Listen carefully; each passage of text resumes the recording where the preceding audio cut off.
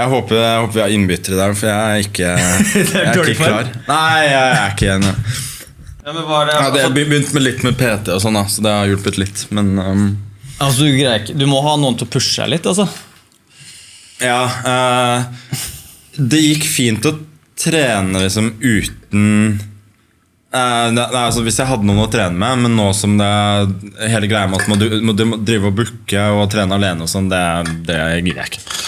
Ja. Så, så jeg burde ha på den her, eller? Opp til deg egentlig. Så sitte her... Sitte her i 4 timer. Ja. Det blir svett på ørene. Det som er greit er jo at ja, det er 5:30, er det ikke det? Ja, vi må runde. Så vi må faktisk... Vi må runde på et visst tidspunkt her. Ja, så hvor han Øde Nerdrum for eksempel, det var ganske lenge. Ja, men han koste seg så jævlig her. Altså, for han spurte om å komme tilbake nå. Da ble jeg sånn skikkelig happy, fordi du vet jo... Altså det er jo det å komme tilbake til podcast, da skal du ha litt ekstra mello. Man har jo gjerne pratet seg av Tom da, med en annen person i 3 timer. Ja, han hadde mye på hjertet da, så han tror jeg satt der 4 timer eller noe. Men da var det alkohol også. Ja, men jeg vurderer om jeg faktisk skal ta en øl mot slutten. Fordi jeg har prøvd det før på Cagen. Jeg også, men med resultater? Ja, nei, jeg spilte mye bedre. Jeg gjorde det? Ja. Fordi du slappet mer... Jeg slappet mer av. Jeg ble jo mer sliten da, etter hvert. Ja. Men så lenge jeg orket, så spilte jeg mye bedre. Fyllesyken, det har egentlig aldri stoppet meg på sånn fotballbane egentlig. Det er egentlig det er liksom digg å bare få ut for det første, men det har aldri gjort noe på prestasjon. Nei, samme her. Nå i hvert fall siden ting kom tilbake, altså suverent beste fotballøkten jeg har hatt var etter en all-nighter hvor jeg bare dukket opp på banen etterpå og jeg bare kjente jeg hadde en eller annen grunn masse energi. Jeg var sannsynligvis mye alkohol i blodet fortsatt. Jeg tror kanskje det er du kanskje inne på noe der, fordi at det er et eller annet sånn når du er fyllesyk, så er det en ting jeg gjør, det er jo jeg gir fullstendig faen i alt. Altså, jeg har null liksom, sånn frykt eller angst eller sånn der, ting som kan dukke opp på hverdager da. Nei, altså man blir mer kreativ. Ja. Så altså, for sjakken så er det veldig dårlig, fordi man trenger jo i stor grad teknikk, ikke kreativitet. Så det med fyllesyke, det tenker jeg tror det der med å få på idrettsbanen hvor du skal holde ballen blikket oppe, og at du stresser litt ned og gi litt faen, da blir det ofte resultater med ting og tang. Altså med sjakken så krever jo kanskje et høygir. Jeg vet ikke, kanskje lynsjakk, å være fyllesyk på lynsjakk, det går vel kanskje an, men kanskje ikke langsjakk? Ja, jeg vil si det nesten er... Det er lettere det er litt lettere langsjakk, vil jeg faktisk si. For i lynsjakk så er det i så stor grad snakk om å bruke... Altså det er så mye intuisjon, det er så mye teknikk, og alle disse tingene her er vanskelig å...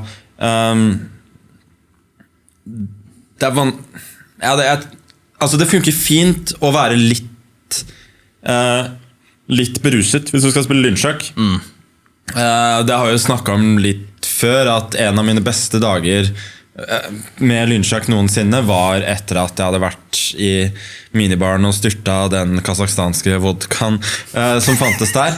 Og men det var ganske enkelt.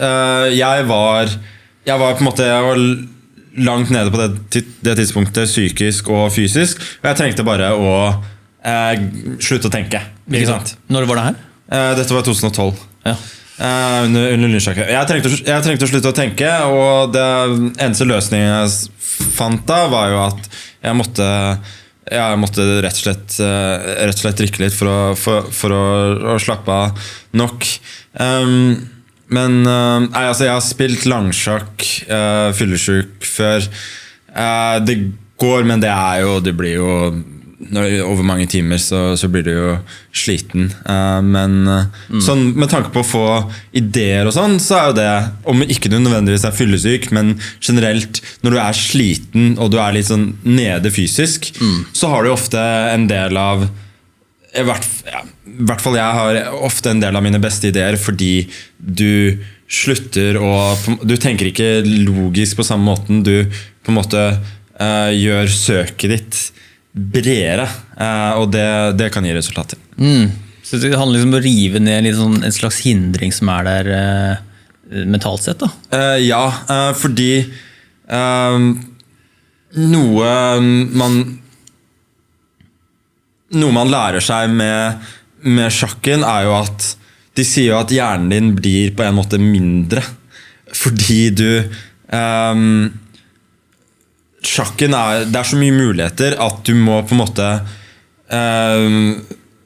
du må lære deg å snevre inn søket, rett og slett. Hvis ikke så bruker du for lang tid. Og som du sier, ja, det brytes ofte litt ned hvis man greier ikke, man får ikke samme tilgangen til det hvis man sliten. Jeg tror det var Simen Agdestein som hadde et ganske bra sitat på det her. At når det kom til lynsjakk, i det øyeblikket han begynte å tenke, da var han i trøbbel. Ja, men det ofte sånn. Jeg har spilt en del lynsjakk på nett i turneringer og sånn. Jeg føler alltid at jeg spiller bedre hvis jeg har noe musikk på øret. For da slapper jeg av mer, og jeg slutter å tenke hvis jeg ikke har det på øret, så kan jeg høre meg selv tenke i mye større grad. Og det er forstyrrende, fordi jeg er på en måte i dag vant med i stor grad bruke intuisjon og teknikk som jeg har lært. Og nå det jo da naturligvis i seriøse turneringer nå, så det jo da som antijuk så kan du ikke ha noe på øret, ja, ikke sant? Men jeg synes jo det tror jeg som påvirker prestasjonen litt i hvert fall, så jeg veldig enig med Simen der. Selvfølgelig noen ganger så må du så sier intuisjonen deg noe, og så stemmer det ikke, så da må du faktisk tenke. Men for det meste så kan du gjøre en like god eller bedre beslutning etter 1 sekund som du gjør etter å ha tenkt 1 minutt eller 2. Har du en sjakkspilleliste liggende klar da, med noen favoritter? Altså, du vet liksom seriøst du har funket tidligere? Ja, den har jo endret seg med alder og smak. Med alder og smak, ja. Men det sånne der instrumentaler, symfoniske ting, sånn noise, eller det liksom noe sånt? Nei, det vel noen instrumentale, men ikke sånn hard, altså ikke sånn symfonisk på en måte. Hvis det instrumentalt, så det mer sånn synt eller techno-basert, og ellers så kan det være så du kjører på med ordentlig deep house altså, når du spiller sjakk? det kan fint være, og det rett og slett hva enn som får meg til å ikke tenke positivt. Men det to sprø aspekter der, for at de så utrolig vidt forskjellige. Jeg vet ikke, du opptatt av den der, eller du familiær med den system 1 og 2 til Daniel Kahneman? Ja, jeg vet jo at han omtaler sjakk i en viss grad i boka, men ja, fortsett. Ja, det jo bare det at for de som hører på at systemet 1 veldig kort, det jo intuisjonen vår hvor vi gjør lynraske vurderinger og for eksempel når vi kjører bil eller alt av sånne kalkulasjoner som vi bare har gjort 1000 ganger før, som vi bare går på autopilot, mens system 2 når vi virkelig må tenke oss om og som tunge regnestykker hvor vi må legge sammen og trekke fra og dele på for eksempel, eller for eksempel et langparti i sjakk hvor du kommer i midtveis til spillet og må liksom virkelig ta noen valg da. Hvilken vei skal du gå mot sluttspillet, skal du liksom hvorfor angre forsvar og så videre, så det de to forskjellige tingene der, det jo i sjakken så det jo begge deler, altså i det lynsjakken kicker inn og du begynner å tenke, det jo litt av Simen Agdestein sitatet da, så begynner du å komme i trøbbel fordi du veldig avhengig av at system 1 funker veldig bra, ikke sant? Ja, altså jeg vet ikke hvorfor du lot meg snakke i sted, for du beskrev det jo her veldig, veldig mye bedre. Ja, jeg har begynt selv snakket om litt sånn korttids kontra langtidshukommelse og så videre. Men det sjakkspillere bruker system 1 mye mer enn du tror. Og man lærer seg mer og mer å bruke system 1. Altså, hvis man skal sammenligne meg med for eksempel faren min, hvis vi ser på en sjakkstilling. Faren min har jo spilt sjakk mest av livet sitt. Spiller, vil jeg tro, mer sjakk enn meg, fordi han spiller masse på nett, stort sett nesten hver dag. Han vil da bruke system 2 for det aller meste. Mens jeg nesten alltid bruker system 1. Og for det meste så det var som jeg snakket om tidligere, altså når du blir sliten eller fysisk, fyllesyk, whatever, så blir da system 2 kanskje ikke verre, men system 1 kollapser, rett og slett. Kan det være sånn generasjonsgreie der? For jeg husker alltid faren min spilte sjakk med en kompis til far, og det var sånn, det sånn søndagsgreie da, og da var det sånn sjakk liksom før datamaskin og internett eller pakka, så var det et brett, og man stod og koste seg med spill, og det var gjerne 1 eller 2 partier, ikke sant? Veldig lite, og jeg tror veldig lite utbredt med lynsjakk og den type ting, da. Men vår generasjon, altså helt fra meg og opp til din, og videre, vi jo vokst opp med sjakkcomputere, med chessmaster på PC, så kom internett og sånt, og vi jo vant med et helt annet volum, og samtidig også mye kortere spill, at vi det må jo ha skjedd et skifte der sånn mentalt i sjakkverden, at fra at sjakk har vært en veldig stor system 2-greie, til at, sånn at det kommer sånn din generasjon da, som vant med et høyt volum av spill, og hvor det helt nødvendig å ha et veldig bra system igjen. Jeg tror det har nesten utelukkende med spillestyrke å gjøre. At det klart. Vet du hva, også i gamle dager så var den mest populære formen var lynsjakk. Altså, turneringene har jo mer og mer blitt lyn- og hurtigsjakk nå, men formen folk har spilt til vanlig har på en måte alltid vært lynsjakk, selv i Sovjet, altså med noen unntak, så det de likte å gjøre til vanlig var å spille lynsjakk. Så jeg tror på en måte den oppfatningen om at sjakken der man setter seg ned, bruker lang tid, bruker system 2 og så videre, den har alltid på en måte passet mer til amatørspill da, enn for det beste. Selvfølgelig, i langsjakk du må bruke det en del, men for det meste så det fortsatt da system 1, og det nesten ren korrelasjon med spillestyrke. Altså, jo mer du bruker system 1, jo bedre det. Altså systemet ditt, jo flere mønstre du greier å kjenne igjen, jo lettere det å gjøre vurderinger, det ikke det? For du har sett situasjonen før, og det litt rart, for på mitt hobbynivå på sjakkspill, altså, jeg vet ikke om du kan relatere det som profesjonell, at det noen trekk som gir deg en dårlig følelse uten at du helt kan forklare hva det som sannsynligvis noe du har gjort tidligere som har resultert i noe dårlig da. Og så, du kan ikke sette fingeren på det, men det kjennes ikke godt å gjøre det trekket eller det trekket da. Ja, og altså, jeg tenker når du føler det, så sånn kjenner jeg det hele tiden. Okay.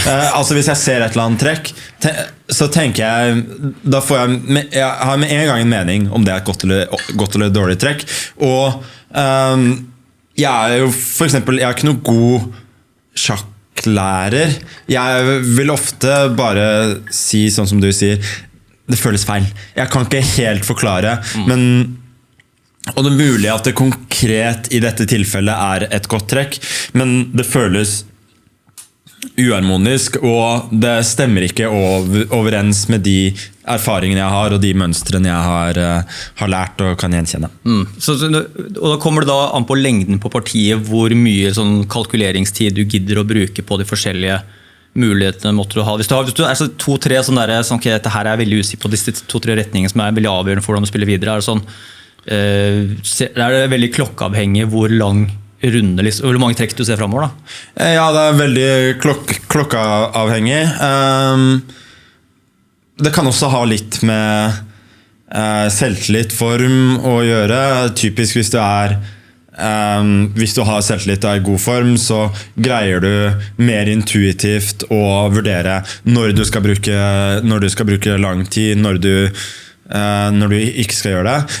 Men som du sier, man lærer jo også på en måte å snevre inn søket, så selv om jeg bruker lang tid, så er det gjerne bare kanskje 2 eller 3 alternativer jeg vurderer, mens du kanskje ville vurdert mange flere. Noen ganger så vil det bety at du kommer til å tenke på et eller annet genialt som jeg på en måte har eliminert med en gang på generelt grunnlag, men som regel altså, av tidsbegrensninger, rett og slett så lønner det seg å da ha maks 3 vil jeg si alternativer som du vurderer seriøst hvert trekk. Er det som koster mest sånn mentalt og energisk når motstanderen setter opp i en situasjon som at du må altså nesten ikke nullstille, men i hvert fall du må rekalibrere deg så mye at liksom, av de tingene du hadde brukt veldig mye krefter på å tenke fremover, det er liksom helt visket ut at nå må du må tenke helt nytt, at du hele tiden må restarte. Drainer det systemet veldig, vil jeg tro? Ja, altså jeg synes jo det er veldig, veldig spennende, og jeg er pragmatisk på den måten at jeg vet, i hvert fall når du spiller langsjakk, så det skjer såpass ofte at du må revurdere, det kommer nye situasjoner, så jeg synes det i stor grad er spennende, og jeg synes på en måte det er ikke noe veldig sterk mental hindring for meg å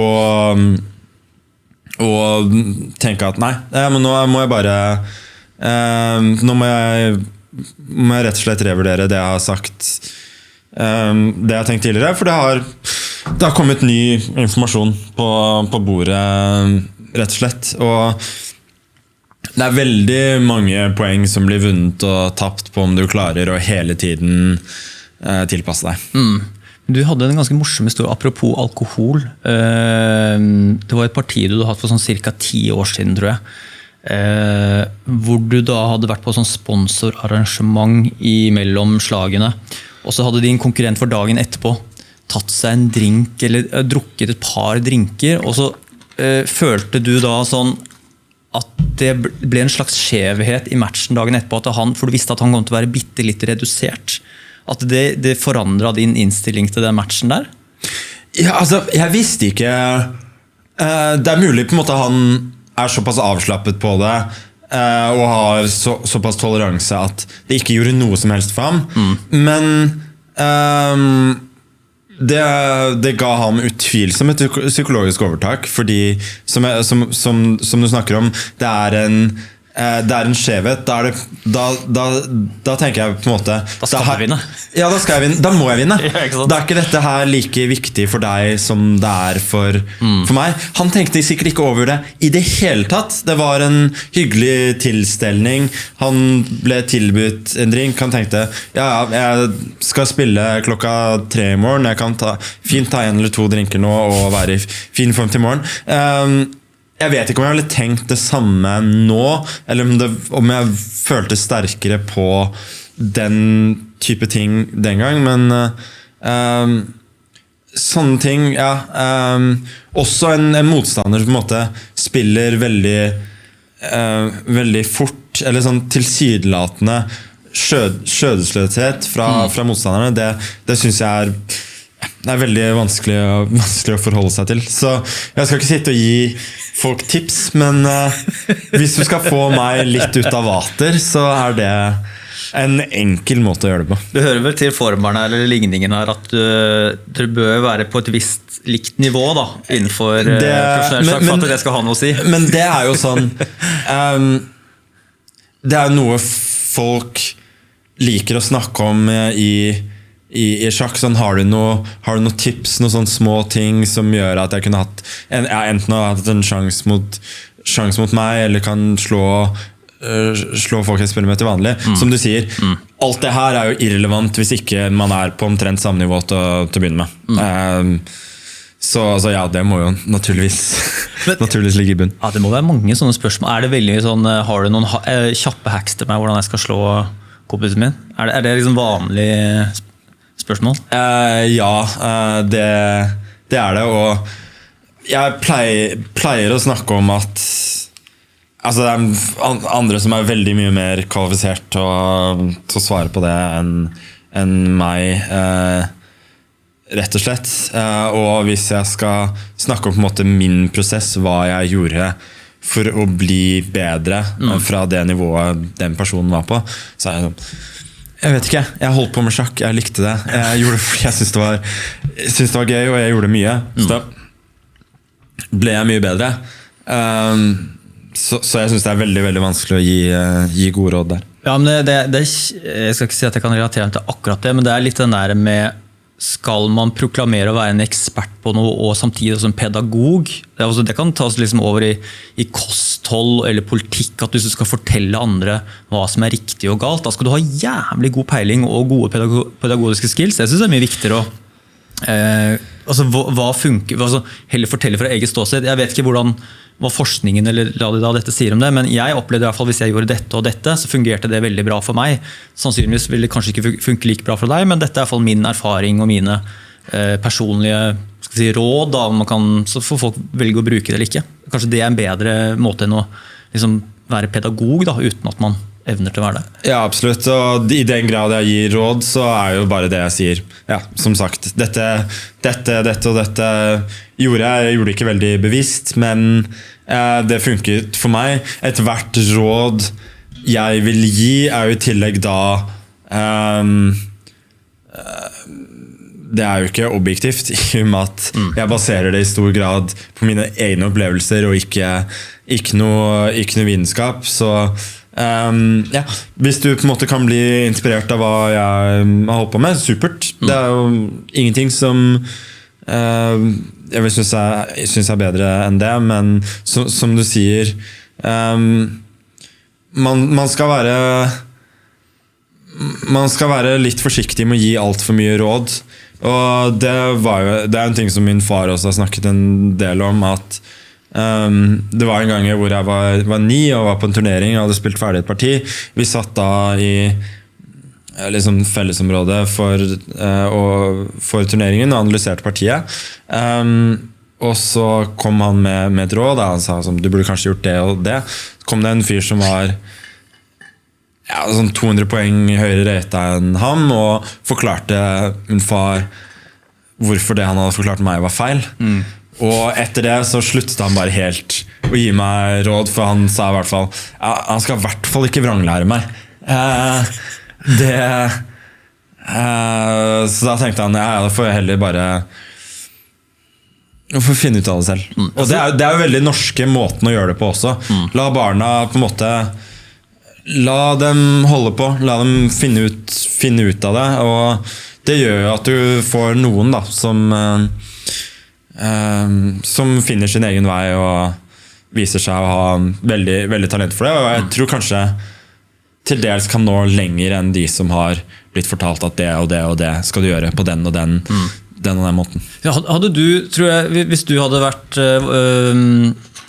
sånn et tankeeksperiment da, hvis du hadde vokst opp i Aserbajdsjan eller India eller Russland eller noe, med ekstremt kompetitiv sjakklære fra de jeg vet da faen når de begynner, det jo sikkert 4-5 årsalderen for alt jeg vet, men ville du blitt, med du og din inngang og din historie, tror du at du ville blitt kvelt av et system der hvor du aldri kom til å bli sjakkspiller?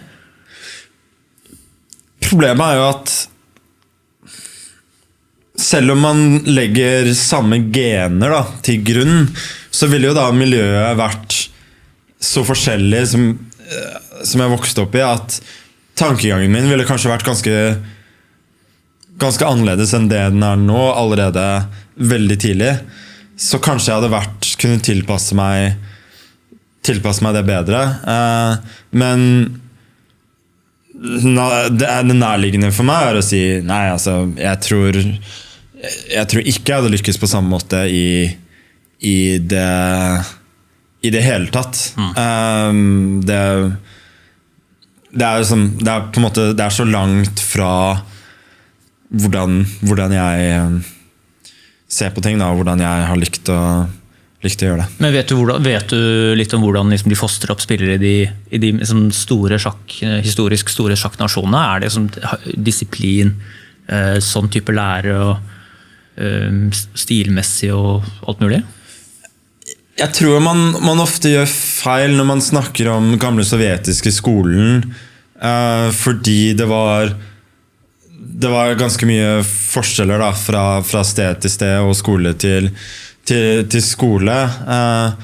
Men det jeg har hørt fra Kina i hvert fall, er at de har jo da store skoleturneringer. Og de fleste blir jo da sendt til Beijing for å, eller kanskje andre regionale sentre, for å få et skreddersydd opplegg med skole og sjakktrening, hvor de da blir drillet fra ganske tidlig. Sånn som har vært vanlig å gjøre i alle mulige andre sporter.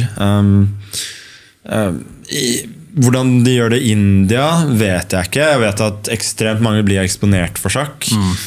Og da er jo rent numbers game har gjort at da inderne har blitt verdensledende, spesielt da på barne- og ungdomsnivå. Men jeg tror i hvert fall sånn en generell idé om at det er mye mer struktur er jo ikke urimelig antall. Ja, for det er jo disse filterne da, å si at du ser jo i enormt mange idretter at det er mange stjerner som har kommet gjennom i sen barndom eller sett i tenårene til og med, fordi de har eksperimentert med forskjellige ting, eller at filtrene fungerer på en annen måte. For eksempel sånn der, du ser, hvis du er en talentfull sjakkspiller som kanskje blomstrer alt for sent og er en inder, så vil du aldri komme gjennom det filteret hvor liksom, du kanskje har 4 spillere i den juniorturneringen eller den serien. Altså det, de kvotene, du kommer aldri inn i de beste kvotene og utvikler deg ikke best nok da. Nei, det er veldig sant. Jeg tror også kineserne for eksempel, jeg tror de vet litt hva som fungerer på en måte for å få fram, for å øke sjansen for at du får fram veldig, veldig gode. Men jeg tror kanskje for å få enere da, spesifikt i sjakk, så er det, jeg tror ikke det er så lett egentlig å bare konstruere det på samme måten, i og med at det er ikke like stor grad bare trening som gjelder. Kan man sammenligne det med sånn type skoler innenfor kultur og kunst, film, bøker, altså at man blir at skolene kan også gjøre utøvere for strømlinjeforma da, i sjakk kontra andre idretter, for eksempel alpint, så kan det jo være veldig bra å bli strømlinjeforma og komme inn i de beste måtene å utøve sport på, men i sjakk hvor man ennå kanskje ikke oppdaget den beste måten å yte sjakk på, hvem vet da, altså hvor nærme kommer vi da til maskinen en dag, men altså de der, at du kan bli for skolert da, må jo kanskje bli sånn hemsko kanskje også når det gjelder det? Jeg tror jo det. Men jeg baserer jo ikke på noe særlig annet enn egne erfaringer, men jeg føler jo ganske sterkt da at for å bli veldig god i sjakk, beste måten å bli det på er jo som du sier, altså at det er strømlinjeformet fra tidlig du har ditt opplegg, og du legger inn timene i det. Men jeg tror altså hvis du skal bli best eller en av de beste, så må det i veldig stor grad komme innenfra. Altså. Ja, det tror jeg. For det mener jeg plukket opp, altså, du hadde en enorm appetitt for å lese sjakkbøker, og jeg vil tro at den forelskelsen i noe som er ditt, og at det kommer så mye innenfra enn at det er for eksempel en skole eller foreldre eller en kultur som pusher deg fram, at det er en forventning der. Det var vel si, aldri vært noen sånne store forventninger til at du skal pushe dette her videre etter noen grad. Det var veldig drevet av deg selv, og du oppsøkte også de sjakkidolene som du likte best, de stilene som tiltalte best til deg og sånt, og at du utviklet det ganske fritt, vil jeg tro. Ja, absolutt. Jeg hadde jo da trenere fra relativt tidlig. Jeg hadde vel trener fra jeg var 9 til 10 i hvert fall, som trente meg en gang i uka, og noen ganger så prøvde han jo å gi meg oppgaver og sånt som jeg skulle gjøre til neste gang, men han fant ut at det funket ikke, fordi det så jeg på som lekser, liksom. Som lekser, og da var det på en måte, da var det plutselig ikke lystbetont, mens jeg ville jo da i stedet bruke, som du snakker om, bruke masse tid på å lese sjakkbøker, bare sitte ved brettet, eller også til dels spille sjakk på nett. Så jeg tror jo det for å si det sånn, det var jo ikke tilfeldig fra tidlig at det var meg som ble mye bedre enn de andre på min alder, fordi de gikk jo på sjakk som en fritidsaktivitet. Og nå snakker du i 7-8-9 års alderen, eller? Ja, altså jeg begynte jo første turnering som 8-åring, 8,5-åring, etter at jeg hadde trent vel omtrent et halvt år, stort sett for meg selv hjemme. Men ja, de første årene der. Det var ikke tilfeldig. De så på det som sagt som en fritidsaktivitet. Jeg holdt på med det hele tiden fordi jeg synes det var gøy. Jeg hadde en annen interesse. Jeg hadde en annen lidenskap, rett og slett. Så selv om du snakker jo om på engelsk, altså du snakker om deliberate practice, det har det vært veldig lite av. Hva innebærer det? Opp gjennom årene. Altså, det er bare trene, rett og slett. Trene på sjakken, og det, for å være helt ærlig, det får du meg egentlig fortsatt ikke til å gjøre i en særlig grad. Altså, for min del så er det fortsatt basert på jeg gjør de tingene jeg har lyst til. Så det har nesten vært rød tråd helt siden du var barn, at skal vi se bort fra kanskje de aller viktigste turneringene hvor man kanskje prepper litt ekstra, så er det jevnt over alltid lystbetont når du setter deg med sjakkbrettet. Det er ikke sånn, jeg får vel ta dagens økt. Ja, nei, i aller høyeste grad. Som du sier, det er jo turneringer, spesielt VM, da, hvor du trenger et annet nivå av forberedelser og mer intenst og nye ideer og sånn. Men nei, ellers så har det vært i stor grad lystbetont og veldig lett å feiltolke som latskap og mangel på disiplin hvis du ikke kjenner meg da. Ja, hvor legger du det? For det du har snakket om i en annen podcast også, for du er ikke en sånn og er det egentlig vanlig, spør jeg da, fra å være sånn 9-5 sjakkspiller, at du legger inn timen og er liksom som en strukturert forfatter på en måte, at du legger inn dagsverket? Er det vanlig blant sjakkspillere? For det er jo åpenbart ikke du da. Jeg vil ikke si at jeg tror ikke det er normen. Jeg vet om mange som gjør det, men det er mange som også som er som meg på det der. Altså Caruana da, som har vært nummer 2 i verden nå i mange år, han for eksempel tror jeg er i stor grad som meg på den måten. Treneren han snakket om at det var umulig å liksom tvinge ham til å gjøre noe som helst. Det måtte komme fra ham. Ja, det er fascinerende, og det er jo, jeg tror ikke det også, det henger litt sammen med at der man lærer som mest det også det er mest lystbetont, nesten med alt, man nesten kan generalisere det. Jeg tror det kommer litt an på hva det er, men jeg tror hvis du faktisk skal forstå noe, så tror jeg kanskje det må være på den måten, ja. Jeg tenkte litt på Federer underveis her. Det der med å drive med det er jo en sånn berømt sammenligning mellom Tiger Woods og Federer, som er ekstreme eksempler på hvordan trene opp barn til å bli liksom, hvordan de ble toppidrettsutøvere, da. Hvordan de ble best. Og Tiger Woods fikk vel en sånn golfkøll i hendene da han var 2-3 år gammel. Eller noe sånt, tror jeg. Ja, det er det jeg har hørt. Og Federer drev med veldig mange forskjellige idretter til langt opp i tenårene, tror jeg, før han spesialiserte seg på tennis. Og at det er sånn 2 veldig forskjellige modeller for å finne ut både hva liker folk å drive med.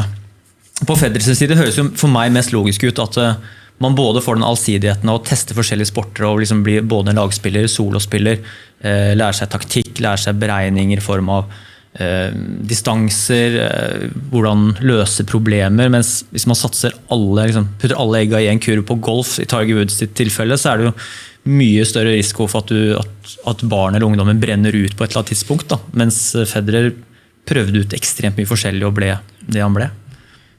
Jeg tror igjen det kommer veldig an på hva det er du driver med, og i tennis så er det jo, ja, og golf for så vidt, så er det jo så vanlig, fordi altså, det er så ekstremt teknisk da,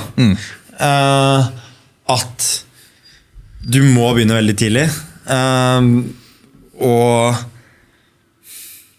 det ligger ekstremt mange timer inn i det. Og ja, nettopp, og sånn er det jo med sjakken også, at ja, man kan ha forskjellige måter man kommer til målet på, men du må begynne tidlig. Altså du må begynne.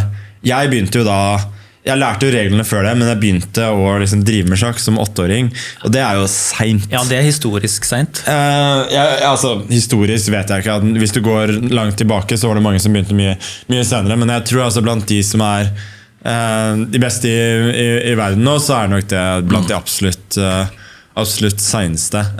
Og for min del så var det enkelt. Jeg var ikke moden for det før. Jeg var ikke klar. Faren min prøvde jo noen år før å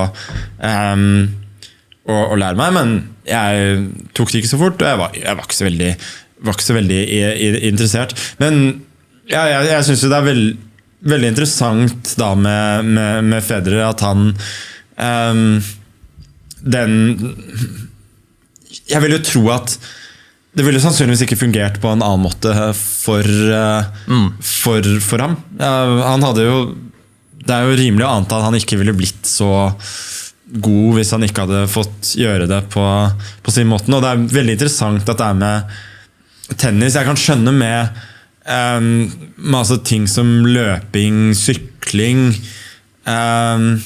hvor det er så monotont? Ja, det er monotont og mest fysisk og ikke i så stor grad teknisk. Men akkurat i tennis, golf eller fotball for den saks skyld, jeg tenker du kan sikkert bli en veldig god midtstopper ved å holde på med masse rart langt opp i tenårene, og se på fotball som bare en av tingene du driver med, men at du skal bli på en måte en av de beste teknikerne i verden og sånn, da tror jeg det er timene som gjelder. Ja, for det der profesjonell, det er jo egentlig ganske nytt, for det er ikke mange idretter på 80-tallet for å være profesjonell, og sånn norsk fotball for eksempel, og i elitserien så var det ikke så mange som levde av å være fotballspiller, og det er jo ganske mange flere som gjør det nå, da, men det er sikkert med sjakken også, at ting endret seg veldig fra å være nesten sånn, alle hadde en jobb ved siden, eller en rolle i forbund, eller hadde masse verv, og det var ikke noe lukrativ inngang på sjakken. Jeg vet ikke om det har kanskje forandret seg litt, men det er vel ikke kanskje bare de aller beste som tjener noe særlig med penger på det? Nei, det er klart at du skal ikke så veldig langt ned på ratinglisten før de fleste enten har en eller annen trenerjobb eller trener eller sekundant eller kommenterer eller et eller annet sidegeskjeft der. Og du hadde da første virkelig store spilleren i Norden, Bent Larsen. Han startet jo da på litt sent 50, og etter hvert på 60-tallet da var hans storhetstid. Og han møtte jo enorm motstand i Danmark for at han skulle være proff sjakkspiller. Og han var jo da konstant vel blant de 3-4 beste i verden i 1,5 tiår. Men altså tanken på at du skal være profesjonell, det gikk så imot alt de sto for. Jeg kan tenke meg at det var enda verre i Norge på den tiden. Jeg har lest masse av Larsens bøker, og han beskriver jo da norsk sjakk som at norsk sjakk fløt over av mindreverdighetskomplekser. Rett og slett. Ja, det kan vel spæres opp på Norge og i en annen samtale. Det tror jeg definitivt. Norge før oljen i stor grad. Jeg tror faktisk også norske fotballspillere måtte ha en annen jobb ved siden av fotballen til et visst årstall, som ganske mye senere enn man egentlig skulle tro, og det tror jeg liksom på 80-90-tallet, jeg husker ikke helt. Gunnar Martin Kjenner var snakket om det her, og da var det sånn at alle norske toppspillere i Norge, de studerte ved siden av, for da hadde du liksom en heltidsstilling ved siden av fotballen. Alle studerte.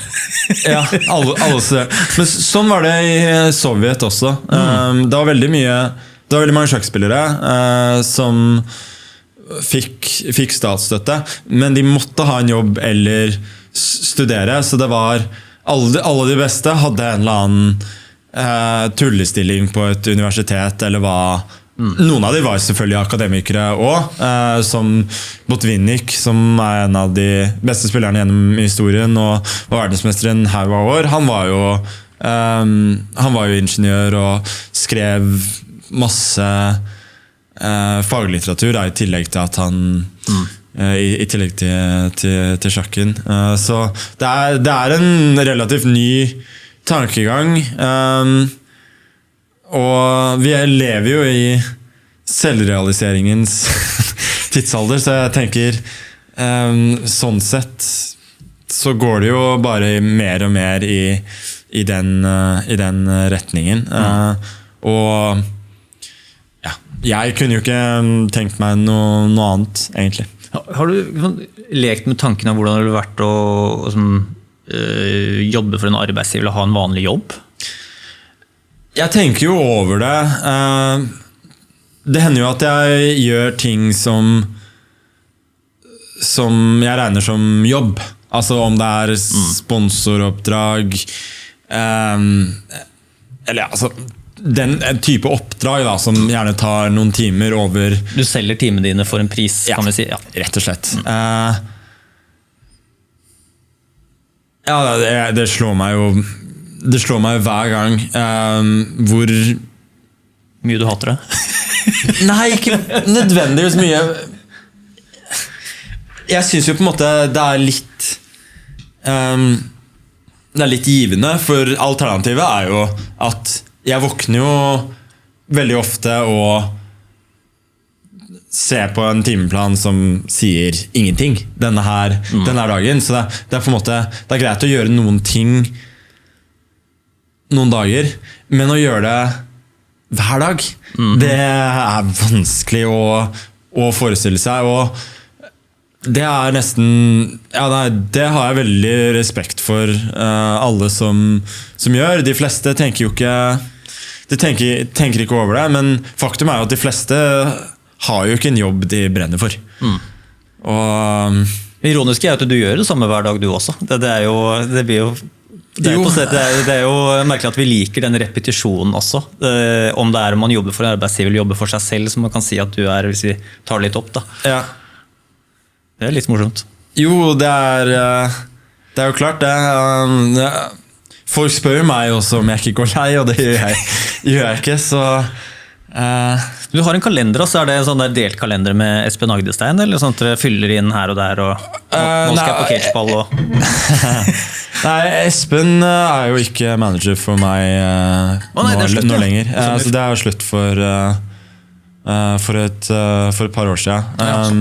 Det handlet jo da mer om at jeg skal ikke gå for mye inn på det, men det handlet jo mer om at mine prioriteringer endret seg.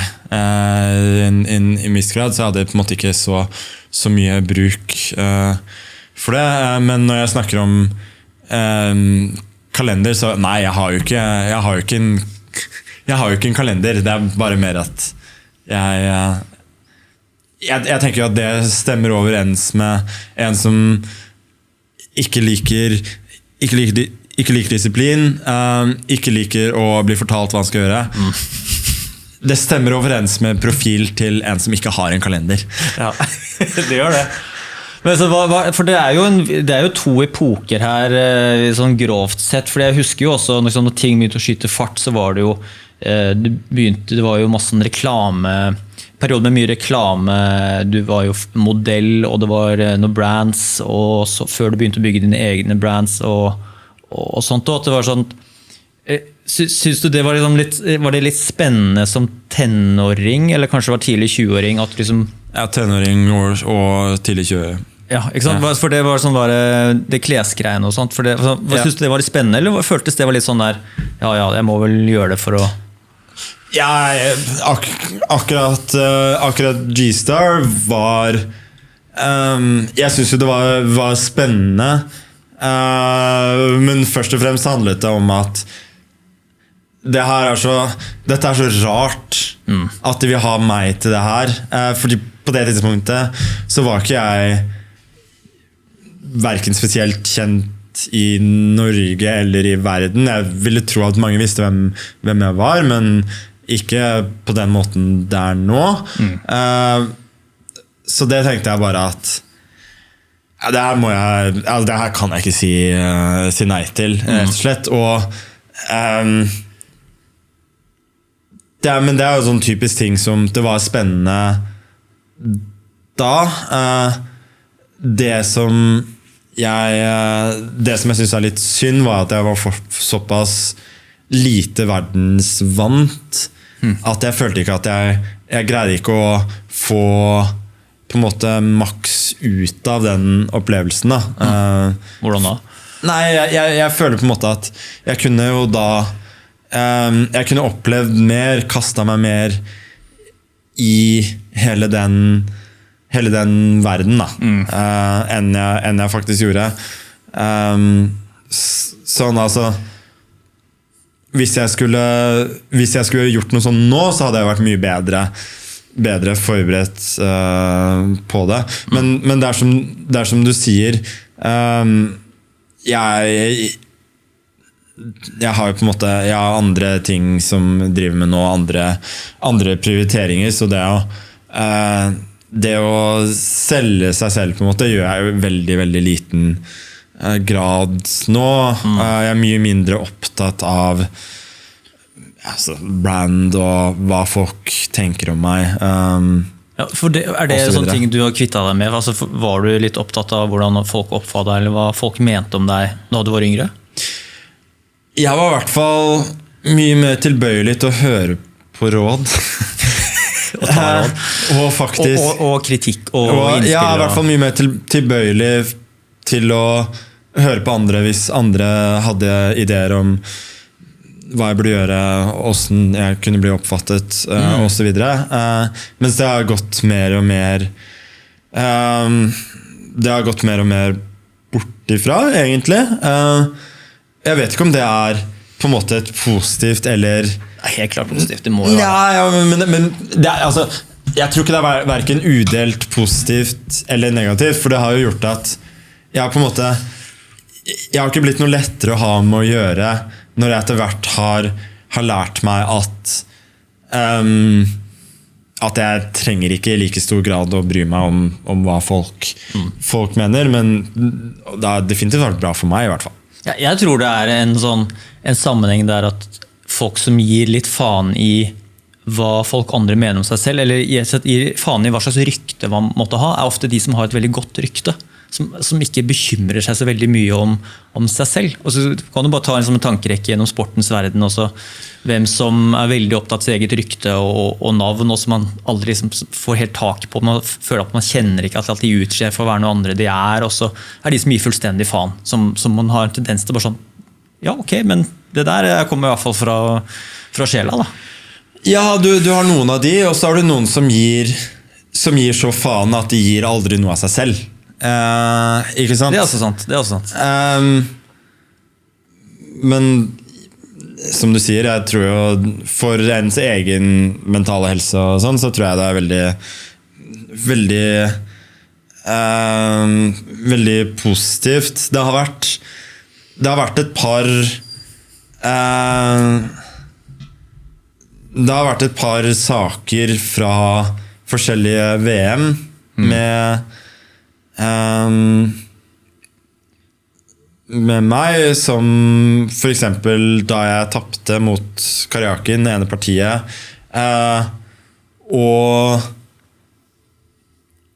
og jeg satt der og ventet, og jeg merket at det her greier jeg ikke, jeg må bare vekk. Så da på pressekonferansen, eller? Ja, på pressekonferansen. Og det var jo da det var jo mange som prøvde å få meg da til å si sånn, ja, men du må komme tilbake, det her går ikke. Mens jeg var veldig klar på at jeg gjorde på en måte det jeg trenger å gjøre nå, ikke sant? Og det jeg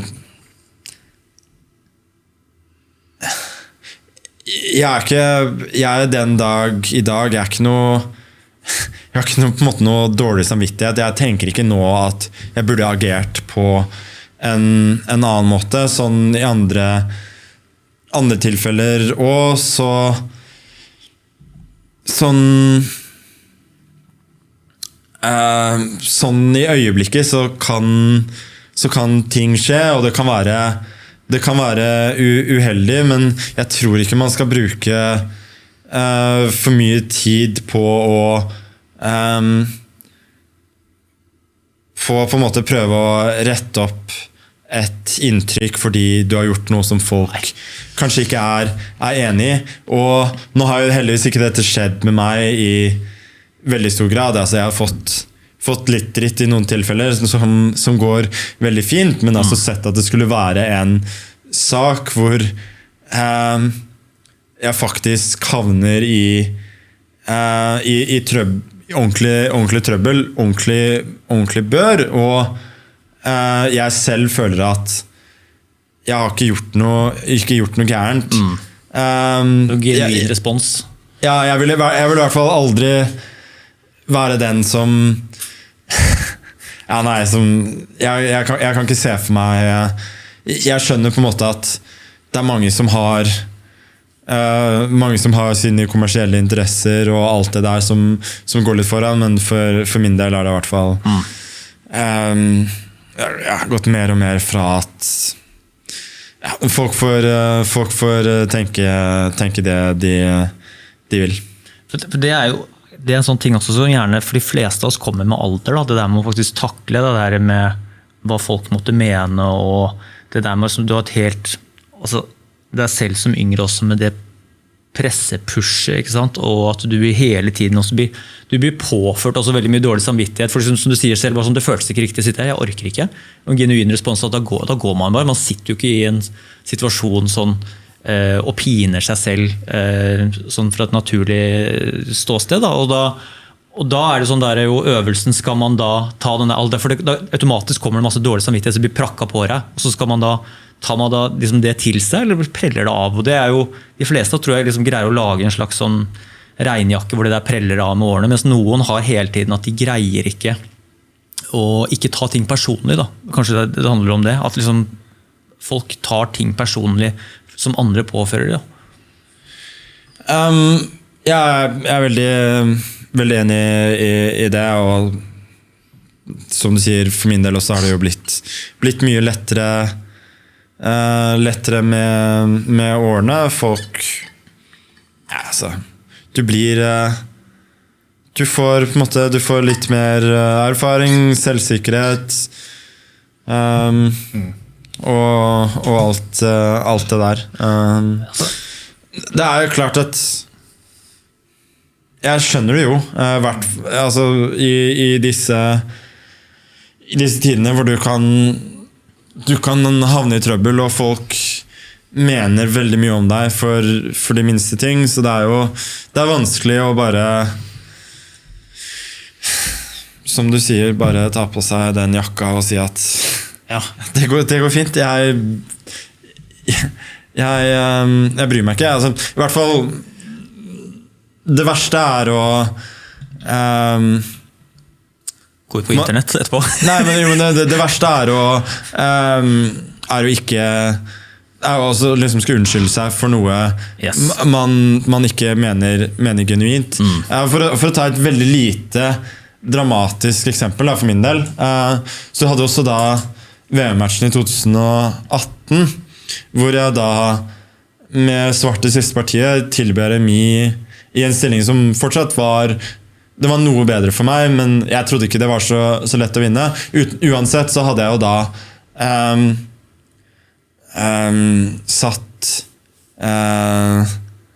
jeg hadde jo satt en plan på en måte forhånd at hvis jeg kom i den situasjonen, så kommer jeg til å tilby Remi fordi jeg mener at omspillet gir meg en bedre sjanse. Det var det mange som mente veldig mye og veldig sterkt om. Og jeg fikk jo høre da fra andre at de sa sånn, du må si til Magnus at han kan ikke finne på å se hva som blir skrevet på nett nå. For min del, jeg synes det bare var gøy. Fordi jeg tenker at det gøy å se hva folk mener, og det kommer ikke til å påvirke meg i det hele tatt, og det vil på en måte bare gjøre det enda deiligere å faktisk vinne. Ja, få rett, ja. Jo, og det jo bare akkurat i det tilfellet så vil det være rett i det tilfellet, så jeg ville ment at da min beslutning ville være rett uansett om jeg vant eller tappte omspillet, men det klart at de fleste baserer seg på resultater heller enn prosess, og for dem så tenker jeg det var i hvert fall veldig tilfredsstillende. Ja, det tror jeg på. Men det må jo være jævlig absurd at folk har kanskje også kollegaer som jo sånn kanskje under faglig sett eller eksperter, presse, whatever, som skal ha så jævlig mye meninger om beslutninger som tas. Det morsomste synes jeg også sånn der, når fotballkommentatorer skal kommentere bytter og taktiske vurderinger hos trenere som står der med skin in the game, alt presset på seg, forbereder seg til kamper i dagesvis, ukesvis, og så sitter de som eksperter bare og gjør sånne enkelt random vurderinger av den aktøren sin vurderinger. Så det bare sånn, det litt sånn underholdningen blitt da. Ja, det jo bare tull selvfølgelig, og det jo samme med det jo samme med sjakk-kommentering. Altså Torstein Bae på NRK, han jo veldig sterk sjakkspiller, men han sitter jo i stor grad og gjetter. Ikke sant? Han baserer det på sine erfaringer, litt hva computeren sier, og så prøver han å si hva han tenker om det, og så noen ganger så det rett, og så ganske ofte er det feil. Og jeg tenker jo det jo veldig rimelig å måtte skulle kritisere for det første, altså fotballkommentatorer og pundits og alt sånt, hvis de ikke skal sitte og kritisere folk beslutningene som blir tatt, så har de ikke noe jobb. Men jeg synes jo altså alt det der altså superinnbytte fordi tilfeldigvis en spiller dukket opp på rett sted til rett tid. Altså come on, det hadde jo han som ble bytta ut. Han hadde jo også gjort det der, høyst sannsynlig da. Og sånt synes jeg blir spesifikt i fotball da. Det blir ekstremt overdrevet hvor mye de tingene har å si, og fordi det så spesielt da, når det snakk om store turneringer, Champions League, EM og VM og så videre, fordi det så ekstremt store konsekvenser for beslutningene, fordi det så resultatdrevet, så blir jo da hele prosessen i det drukner bort, og det, hva skal man si, det jo sånn det men jeg synes det blir litt mye tull der også. Jeg mener jo da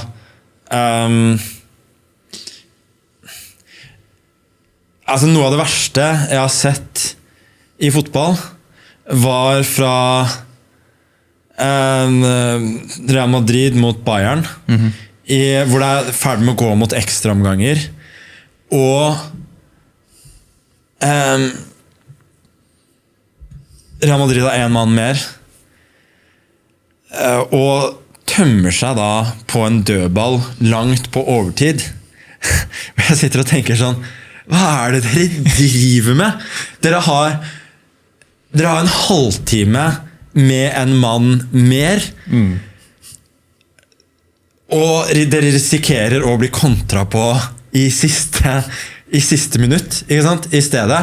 Det bare liksom, det en eller annen tankegang om at vi har flere spillere, vi hjemme, vi må pushe fram, og så videre. Der tror jeg på en måte, der tror jeg fotballen har mye å lære, og en ting trenerne, men ikke minst de som sitter og kommenterer også, som da stadig nesten konstant kommer med helt misvisende kommentarer og påstander om hva som foregår i kampen. Jeg skjønner at til dels for å skape spenning, men jeg skulle ønske at det var litt mer opplysende enn det ofte Ja, men det ikke sant, det bare blitt en del av underholdningen. Altså, så det sånn, jeg husker, en ting jeg bare så hang meg opp i, så jeg bare tenkte at dette så jævlig absurd. Jeg tror det var forrige EM, eller var det VM? Da, altså Tom Nordli, altså, all respekt til alle hans prestasjoner og meritter og sånt, men altså, når han sitter da, og hørte som han lå nesten som en sånn lenestol bakoverlent, det hørtes sånn ut når han kommenterte, altså han begynte å fortelle hva Nederland burde gjøre etter pausen i en ene matchen. Så jeg tenker sånn, men så sitter liksom en norsk trener, en norsk aktør, og altså bare dette her ville jeg gjort hvis jeg var nederlandsk trener. Og så tenker jeg, men i alle dager, liksom, bare sånn, hva det? Hva det for liksom, tror man da at man vet noe selv, bare ved å se på skjermen uten å ha vært i garderoben, uten å ha kjent på stallen, uten å ha vært liksom med troppen hele veien, at man sitter på noe informasjon eller noe lurt som den treneren eller apparatet ikke har tenkt på, som ikke en del av liksom hele vurderingen av å komme seg videre i mesterskapet. Nei, det absurd. Nei, det kan du si. Men folk ender jo da opp med at man tror mer på den man ser på TV enn de som står bak og gjør beslutningene, og jeg synes det til dels skremmende. Du hadde jo da den saken med han blinde sjakkspilleren som til slutt da ble utestengt for juks første gang i 2 år, og så på livstid da han ble tatt livstid da han ble tatt andre gang, og det var jo store mediesaker om han først da han hadde sine resultater, og jeg så jo, det var spennende, og så jeg på par av partiene hans, og da så jeg med, oi. Hva du ser da? Du ser at det er liksom kirurg... Nei, du ser jo da umenneskelige beslutninger og umenneskelig altså presisjon for nivået. Det ser du veldig, veldig fort. Og da det sånn det var jo overraskende mange selv sjakkspillere, ikke på en måte ikke spesielt i min sirkel, eller blant de beste som forsvarte ham ganske mye, og det var mye lokal støtte, og det var mye kommentarfelter og det var en fin historie, ikke sant? Jo, det var en kjempefin historie hvor folk snakket om at altså, andre er misunnelige på han, og dette bare en heksejakt og så videre. Og vi har ikke noe tro på disse såkalte ekspertene som sier at dette er umulig og så videre. Og da tenker jeg det får meg til å tenke at hvor ofte det man ser sånne ting, for man har ikke lyst til å bare tro at de som omtaler det her vet best, i hvert fall i tilfeller hvor det burde være en objektiv sannhet. Man liker jo fortsatt den å tenke at man vil tro på gode historier, men i og med at her altså folk lot seg jo lure trill rundt, og mange ville jo ikke da engang høre på folk som burde ha peiling og altså, kunne se med en gang at det her stemmer ikke. Det her henger ikke på greip over hodet. Hvor ofte det da at man blir rett og slett matet med ting som bare tull. Så du ser, det litt sånn den motsatte følelsen av å trekke, at du har en dårlig følelse av trekket, det vi snakker om med den blinde spilleren, og sånne du kaller det umenneskelig trekk, at det sånn at du ser brettet, og så det et trekk som bare ikke gir mening i det hele tatt der og da, det du tenker på et umenneskelig trekk? Ja, altså det gir ikke det følger ikke en logikk som på en måte stemmer overens med de andre trekkene den personen har gjort, som en sterk sjakkspiller ville tenkt. Altså det på en måte du har fått et riktig svar, og så har du bare tatt det ut av lufta, ikke sant? Du kan ikke se prosessen bak, og da tenker man med en gang at det her her det uler mosen. Selvfølgelig skal du gjerne ha noen flere eksempler av det, og i dette tilfellet han ble jo da invitert til å ta test i regi av Norges Sjakkforbund, og jeg var jo veldig for at det skulle være ganske stor slingringsmonn der, for altså hadde man vurdert da at spillestyrken hans var til 1600-1700 for eksempel, mens prestasjonene han hadde gjort var på et 2-3-2-4 nivå, så ville jeg sagt at det jo da usannsynlig at han ville gjort de prestasjonene, men det fortsatt innenfor hva som kan skje, så du kan få tvilen kan komme deg til gode. Nå i hvert fall det som skjedde med testen var at det ble vurdert at han kunne jo nesten ikke spille i det. Jeg lurer på hva sånne personer tenker, for det har vært flere av de der tilfellene. Det problemet i sjakk at de som blir tatt jo de som gjør det åpenbart, og de som gjør det på en dum måte, egentlig. Alle tenker at du må legge inn noen sånn feiltrekk underveis. Ja, men problemet han for eksempel var ikke god nok til å skjønne hva som ser mest logisk, eller ser menneskelig ut. Men altså hadde jeg begynt å jukse, så hadde folk hadde jeg på en måte gjort det på en smart måte, så jeg ganske overbevist om at folk ville ikke merke det. Jeg hadde bare trengt 1 til 2 ganger i løpet av partiet. Jeg hadde ikke trengt å få trekk engang. Jeg hadde bare trengt å si at trengt å få at her det et trekk som mye bedre enn de andre. Eller sånn type her har du mulighet til å vinne, eller her må du passe deg så du ikke taper. Det eneste jeg ville trengt for å bli nesten uslåelig. Og det jo det er litt skremmende, egentlig, fordi du har jo da spesielt online-sjakken, du har mye antijuks som blir gjort, men til syvende og sist, de turneringene jeg spiller, så det går ikke hvis du ikke i bunn og grunn stoler på motstanderne dine. Ja. At du i bunn og grunn føler at det ikke nok å tjene til at folk har ikke insentiver nok til å jukse. Fordi blir du tatt, så jo karrieren din jo over. Yes.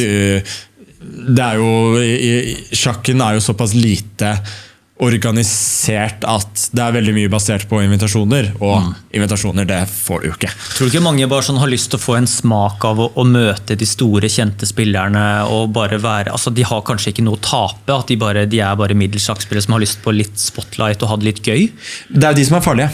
Ja. De som har på en måte, de gode spillere, men de har på en måte prøvd, men ikke nådd helt opp. Det de som har insentivet, men de har det på en måte vært veldig få da, i de turneringene som har hatt online. Det har vært en såpass, det har i stor grad vært etablerte toppspillere og unge spillere på vei opp, som ikke har hatt de insentivene. Men ja, har du, jeg vil si at det definitivt en utfordring sjakken har, med da mange som har sterke insentiver for å jukse, og gjør man det på en smart måte, veldig, veldig vanskelig å ta. Altså, jeg skal ikke her sitte og spre rykter eller hva det men det vil ikke overraske meg i det hele tatt om det mange som har jukset selv i ganske store turneringer som ikke har blitt tatt. Ja, men vet du at du har møtt mange som har jukset, eller så har blitt fersket, enten at du har oppdaget det selv, eller at det har blitt avslørt i etterkant? Altså, jeg har spilt mot tilfeldige folk på nett, og da det jo sånn, da kan jeg merke etter hvert om de jukser. Over brettet så har jeg aldri opplevd, altså det aldri noe som har blitt tatt, og det ingen som jeg har mistenkt spesielt. Du må jo nesten bare løsrive deg fra det, for om du sitter og tenker at motstanderen din kanskje jukser, så har du jo allerede en så stor psykologisk ulempe at det vanskelig å spille. Jeg husker jo fra det jeg spilte sjakk da jeg var liten, at så fort jeg brukte sjakkomputeren til å hjelpe meg et trekk, eller få et sånt støttetrekker, og hva det for noe, så hadde jeg ikke noe plan videre. Da var jeg helt avhengig av å få mer råd fremover, for da var liksom, jeg hadde ikke noe rute eller noe plan eller noen ting, så det sånn at med en gang jeg brukte en hjelpefunksjon, så var jeg helt rådløs og spilte bare som en idiot. Så det husker jeg sånn, og det vel litt sånn at man blir jo avhengig, man kommer ut av, man får ikke noe spillestil etter å ha juksa da, vil jeg tro. Det kan du si, og det også sånn at de som har hjulpet meg, spesielt de litt eldre i teamet mitt, de klarer ikke å spille sjakk i det hele tatt lenger. Fordi de så vant til å jobbe med analyse og computer. De gode til å komme med ideer og få hjelp med av computerne til det. Men å spille selv, så ender det opp med å ja, men jeg trenger hjelp, ikke sant? Jeg vant til å komme med en idé, og så ble jeg på en måte guidet videre av computerne, så det litt en parallell til vi blir jo så avhengig av sosiale medier og alt det, noen computere på andre områder, at vi slutter jo å tenke selv der også.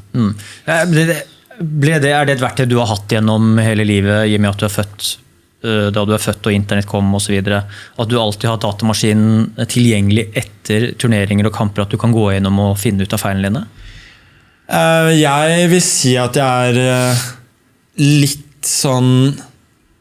litt mellom. At jeg føler på en måte at jeg siste rest av den pre-computer-æraen. For jeg begynte jo med brett og bøker, og jeg spilte litt på nett. Ikke helt fra starten, men relativt tidlig. Men jeg fikk jo da bare 2 timer datatid. Du hadde datatid, altså? Ja, vi hadde datatid i uka, så det var ikke så mye jeg fikk gjort av det, egentlig. Så det blir ikke noe Doom og Wolfenstein 3D på deg? Altså Nei, vet du hva? Altså, jeg er veldig glad for det nå, men jeg ble jo da hjernevasket av foreldrene mine til å tro at dataspill ikke var noe særlig å holde på med. Så det var veldig mange år at ikke veldig mange år, men i hvert fall noen år hvor hvis jeg hadde datatid og hvis jeg bruker internett, da skal jeg underspille sjakk på nett. Jeg skal ikke drive med noe, kaste bort tiden på noe annet tull i hvert fall, for det hadde jeg ingen interesse av overhodet. Så jeg er veldig glad for at jeg på en måte fikk innprentet det veldig, veldig tidlig. Og når det gjelder sjakkcomputere, altså Chessbase og alle de analyseverktøyene som man begynner, så begynte jeg vel med det i 11-12-årsalderen, egentlig. Og det var mer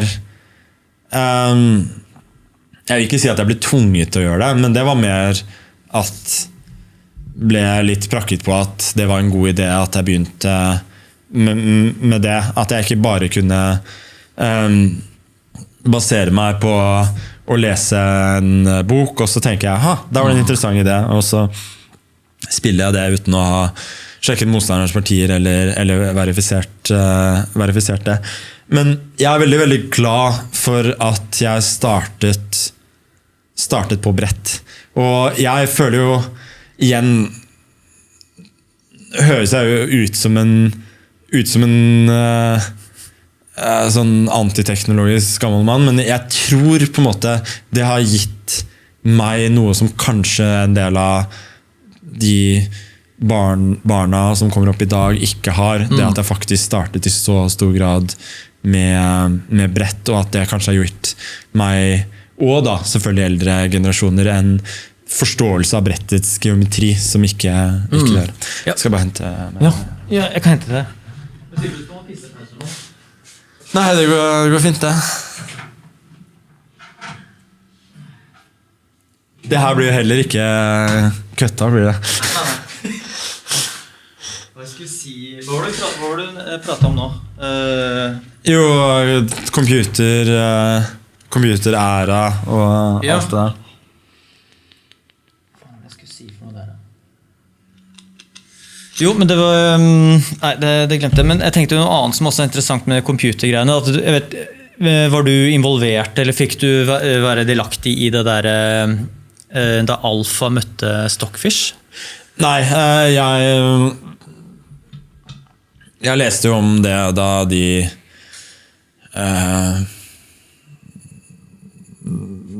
altså den rapporten som de hadde skrevet kom ut, så jeg var ikke involvert, og jeg vet ikke noe annet enn det som er offentlig tilgjengelig der. Men det er spennende, var ikke det spennende greier å lese om? Jo, det er veldig, veldig spennende, og jeg må si at det var med på å revitalisere min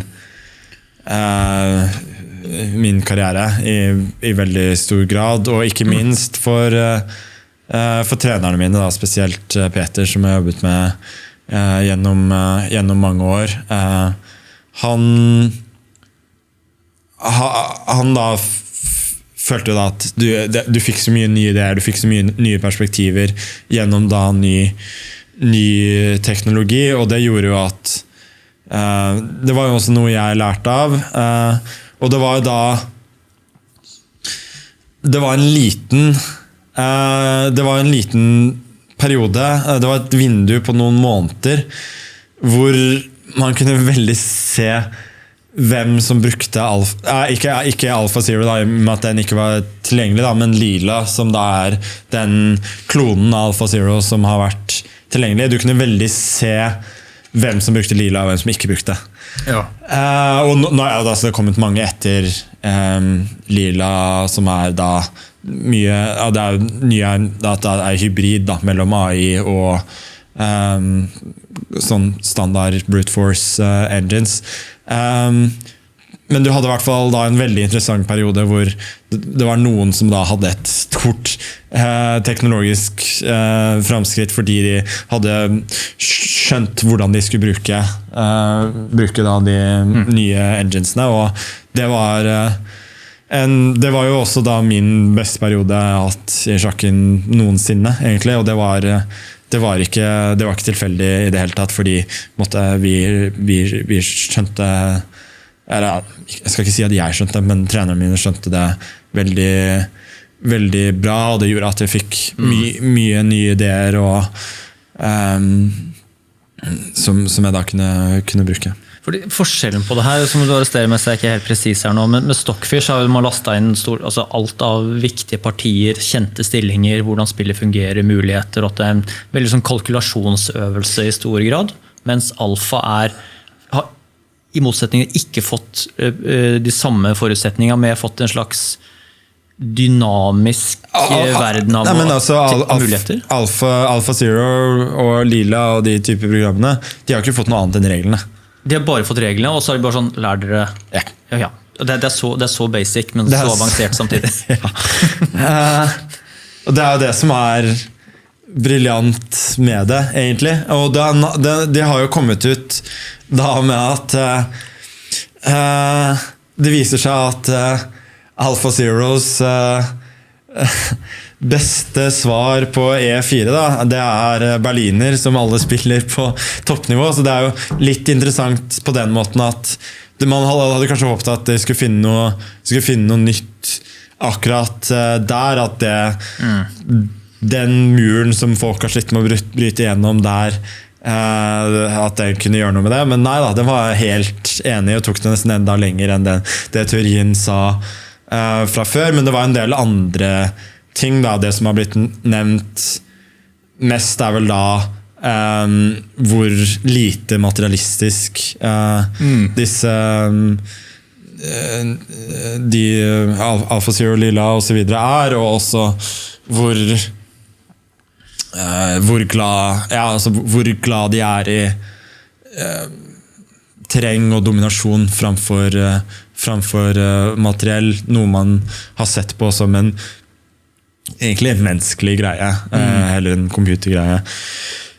Ikke et godt eksempel på det at den der H-bonden altså jasser opp ganske tidlig og lager trøbbel senere? H-bønner, A-bønner, G-bønner. Altså spesielt den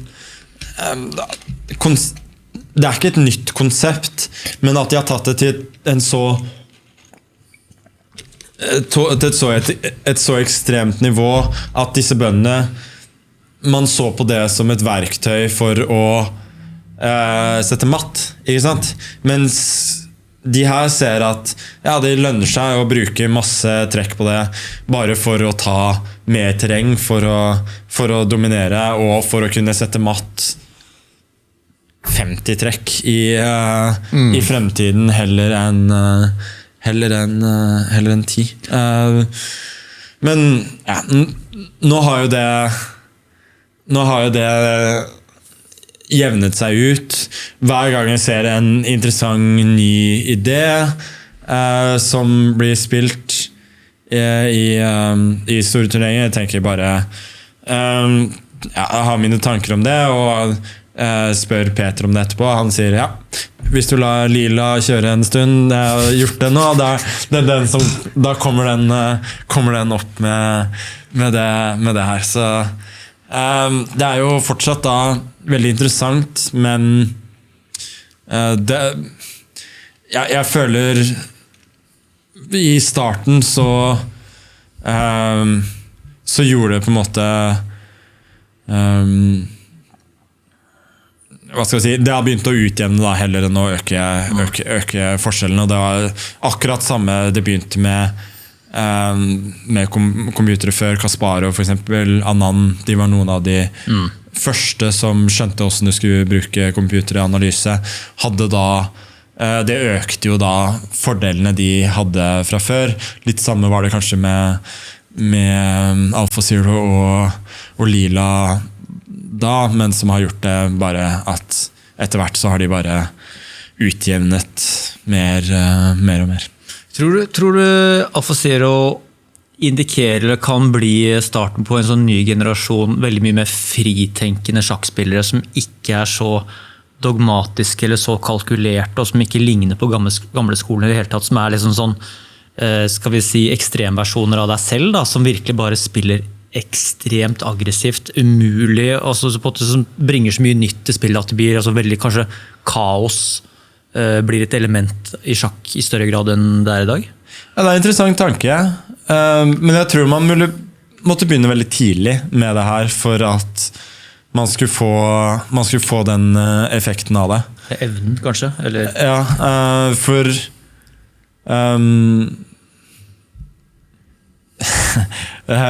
for å nevne et eksempel da, så var det jo da det er en fyr som driver med sånn extreme learning som han skulle da trene sjakk intensivt i var det 3 måneder. Han driver med masse forskjellige ting som han skal lære seg på kortest mulig tid. Så han drev vel og trente sjakk i 3 måneder eller noe sånt, og så skulle spille mot meg, og det var jo da det var vel da Wall Street Journal da, som fulgte ham og skulle skrive om det her, og han prøvde jo å lære seg å spille som en computer med da bare maskinlæring egentlig. Han gikk jo da vekk fra alt på en måte standardisert sjakktrening, og han har jo da endte opp med å bare bli liksom litt punchline i sjakkmiljøet, fordi han gikk jo da ganske hardt ut med målene sine, og endte opp med å spille som hva man kunne forvente av en som har spilt ganske intensivt i 3 måneder, men ikke har noe særlig trening. Hva rating fikk han til slutt da? Jeg vet ikke, sånn altså. ish? Ja, 1500 kanskje? Nei, ikke 1500. Underkant av 1000, vil jeg tro. Åja, så lavt. Så nei, det var ikke veldig imponerende, men det er jo folk flere som finner ut i sjakken at det er vanskelig. Jeg har hørt om flere pokerspillere for eksempel, som har hatt veddemål gående på at du skal nå et visst sjakknivå i løpet av for eksempel 1 år eller et år eller halvannet, og finner ut at det er ikke så lett. De fleste andre områder så på en måte klarer du å lære deg, du klarer å komme til et visst nivå, bare du bruker nok tid på det, men sjakken så det viser seg gang på gang at det er ganske vanskelig, og det er jo jeg synes jo det hadde vært interessant å se altså, for eksempel deg, om du hadde tatt 5 år og bare hadde dedikert deg til å leve som profesjonell sjakkspiller. Hvor god du kunne blitt om du kunne kommet opp på landslagsnivå, for eksempel, i Norge. Men det er jo ingen som prøver det. Nei, det 3 måneder er vel også litt knapt. Altså, hva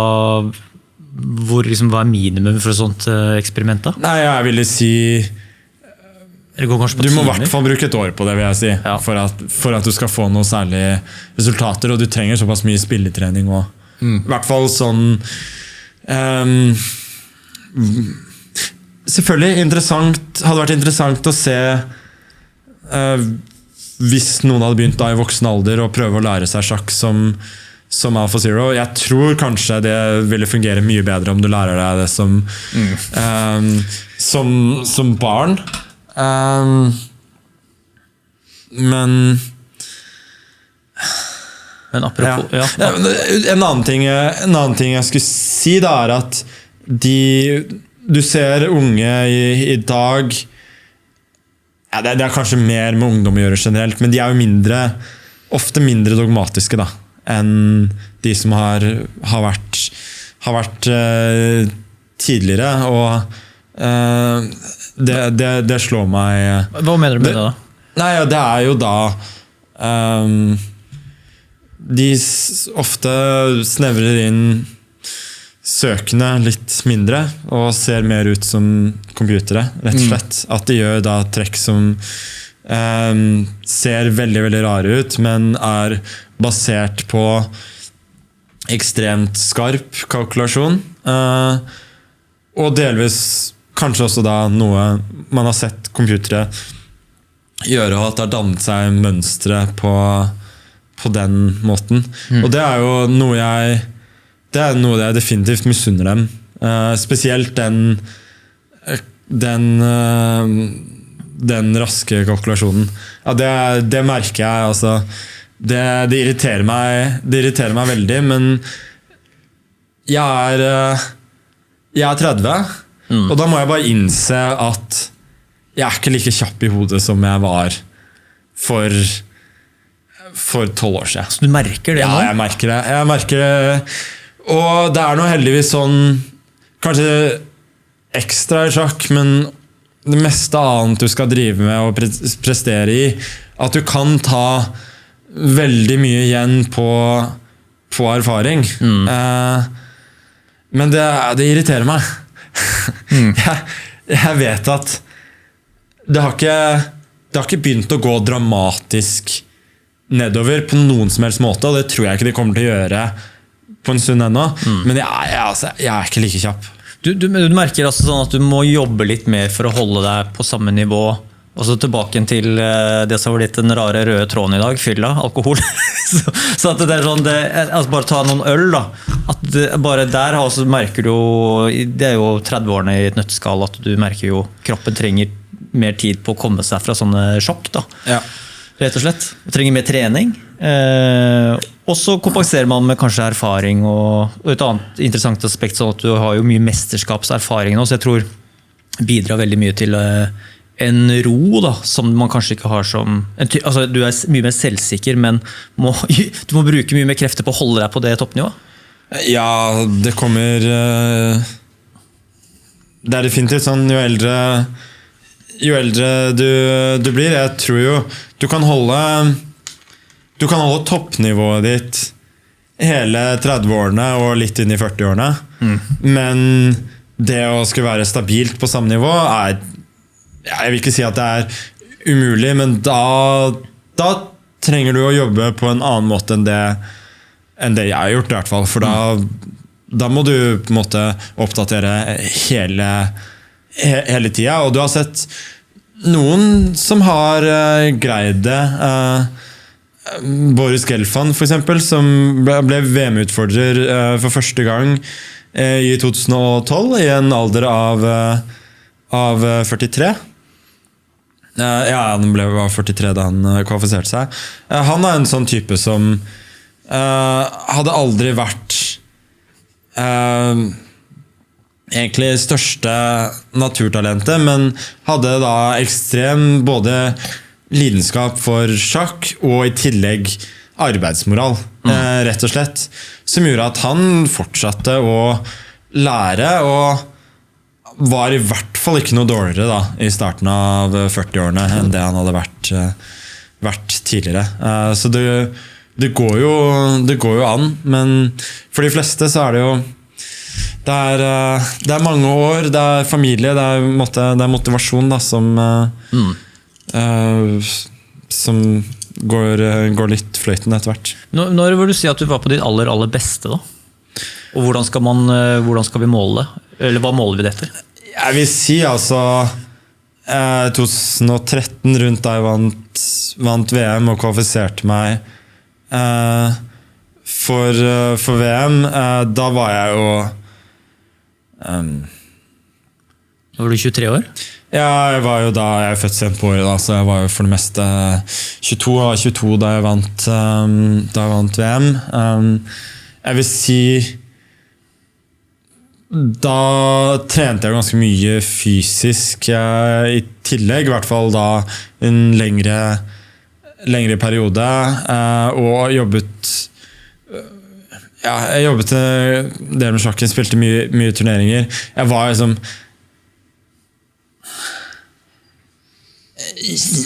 jeg var på en måte jeg tror ikke sånn ren sjakklige forberedelser at det var da jeg var på mitt beste, men som sportsmann så vil jeg si utvilsomt da kombinasjonen av at jeg fortsatt var veldig ung, hadde enorm energi, en god del erfaring og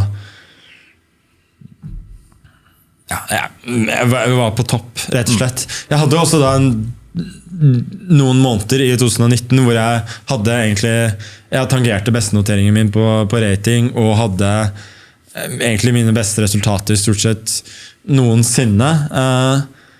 Men jeg føler på en måte det er nok den beste sjakken jeg har spilt i 2019, men basert på forutsetninger og alt, så vil jeg si at peaken min var nok 2013-2014, når det kommer som rent å være sportsmann. Da.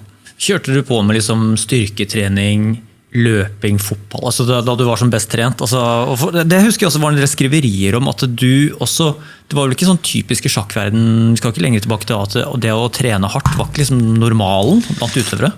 Nei, altså, jeg må si at styrketrening drev jeg ikke med, eller i veldig liten grad, men jeg drev jo og drev med all mulig sport da. Og jeg var jo sånn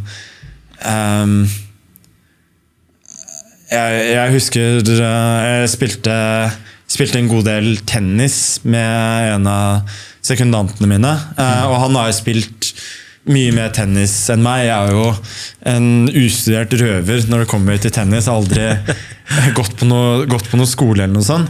Så han hadde veldig mye bedre teknikk enn meg.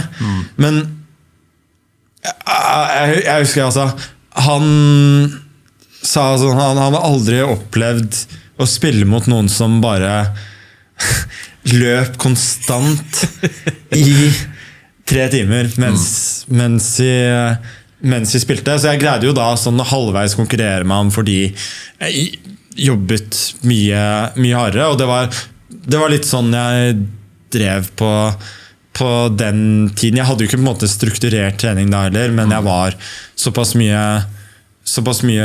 aktiv da, at det ga jo meg også da masse energi til å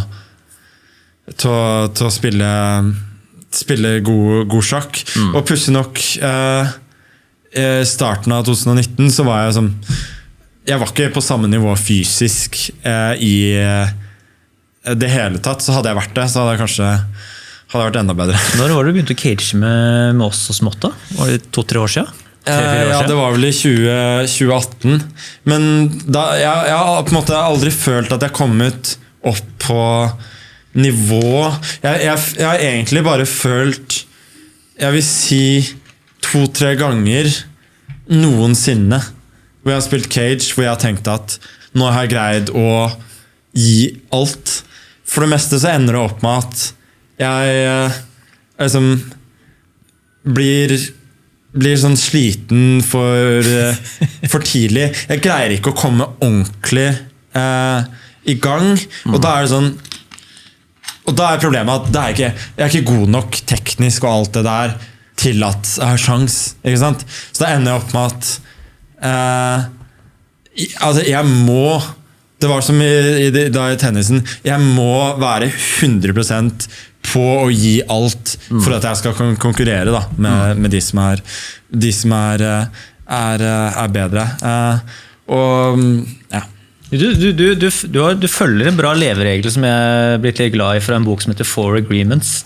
Så hvor det står, det er punkt nummer 4 der, så er det alltid gjør ditt beste. Uansett hva det gjelder, alltid gjør ditt beste. Problemet der er at jeg føler da med den cagen mange ganger at jeg klarer ikke å gjøre mitt beste, og det er det som er Altså det irriterer deg? Det irriterer meg så det irriterer meg enormt, fordi jeg er også veldig, veldig vanskelig å ha med å gjøre når jeg er i zonen. Altså jeg roper til alle, og kan være hvis du på en måte ikke er på samme nivå, så kan det oppleves som ubehagelig. Og det er jo for det er litt pussig, fordi du har vært med sånn sporadisk på cagen vår i et par år nå. Og det må jo sies at cage-fotball, det er da sånn innendørsfotball med 4 mot 4. Det finnes et par steder rundt omkring i Trondheim, det finnes i Oslo, kanskje i Bergen, Tromsø, jeg er usikker. Og så er det da nett i taket, og vanlig fotball 4 mot 4, ingen i mål. Eller det kan man velge litt som, det er i hvert fall ikke noe keeper da, sånn som vi spiller da. Og da er det jo ganske intens, ganske høyt tempo, og den gjengen som har samlet sammen over en lengre periode, det er jo veldig mye bra spillere, gamle tippeligaspillere, og har vel også hatt litt noen sånn til med Premier League-folk innom siste sånn smådrypp og sånn, men det er jevnt over ganske mange som har vært sånn, enten noen ungdomstalenter, eller som er bare sånn gode fotballspillere, og så er det også, det er et ekstremt høyt nivå der, men det som er så spesielt er at du har jo fortalt meg i flere podcaster, du spiller fotball og basket og masse med vennene dine, og der er det jo sånn eksplosiv liksom engasjement, kjefting, smelling, og du har liksom temperament uten sidestykke, og det har jo også disse vennene nå, men hos oss så har du også det samme, men du imploderer, altså du blir sint på deg selv, ekstremt mye, og det får den der veggen over mål for å gjennomgå som faen. Du smeller alltid, og det er knyttneven din inn der, så faen! Men der er problemet at jeg kjenner meg såpass jeg kjenner meg underlegen nok til at jeg ikke greier å ta det ut på dere, på en måte at jeg vet at det har ikke noe for seg at jeg skal kjefte og smelle på folk som er mye bedre enn meg i fotball, og en ting er at dere er bedre, men dere er også bedre eller samme innsatsen, og det er jo også da det er jo det som irriterer meg mest hvis jeg spiller med folk og jeg er fullt gira, og du merker at det er noen som de kan bedre, men de er der for å ha det gøy. De er der for å ha det gøy. Det er sånn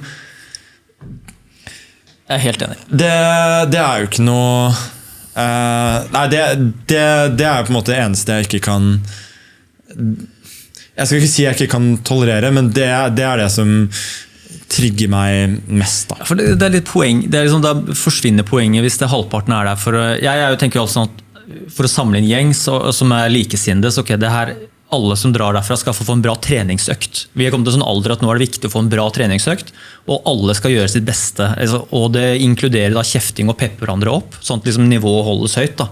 Og det er jo noen som tøyser litt innimellom der, men det straffer seg noe jævlig da, men mest så er det jo ganske mye, altså du har jo fått en del kjeft du også på cagen vår og sånt, men hvordan reagerer du på det egentlig? Nei, altså hvis det går på innsats for eksempel, så er det noe jeg tar til meg, men da er det jo ofte at jeg er så sliten at jeg greier ikke, og det er jo sikkert det som ofte skjer med det er det vanlige, det er så høyt tempo da, så det er jo med andre, så det er jo hva skal man si, altså det er jo sånn dette er så langt fra en viktig ting som du kan få, men hvis du ikke greier å overbevise deg selv der og da om at det er viktig, så synes jeg da er det ikke noe poeng, nesten. Det er jo mange som det er ikke noe folk som snakker om du skal bare ha det gøy, ja, men det er ikke noe gøy hvis ikke resultatet har noe å si.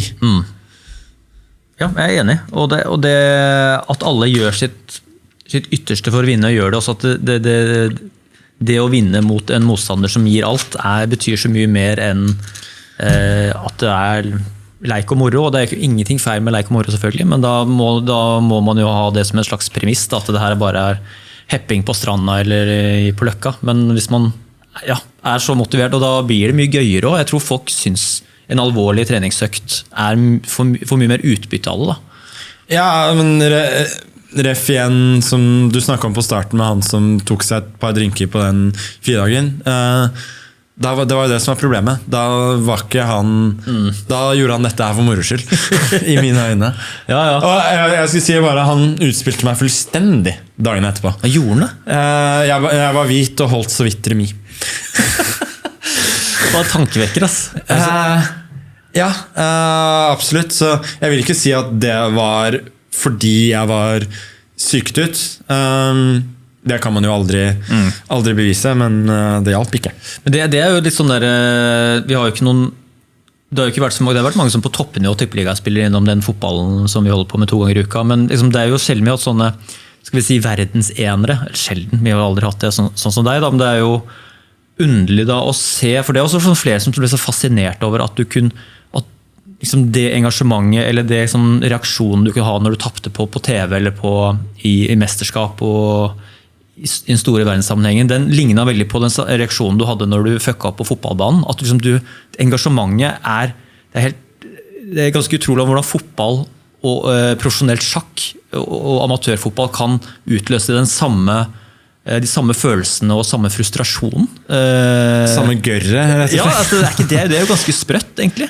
Hvor i nuet liksom, vi greier å late som vi Ja, det jo jeg tror på en måte du kjenner på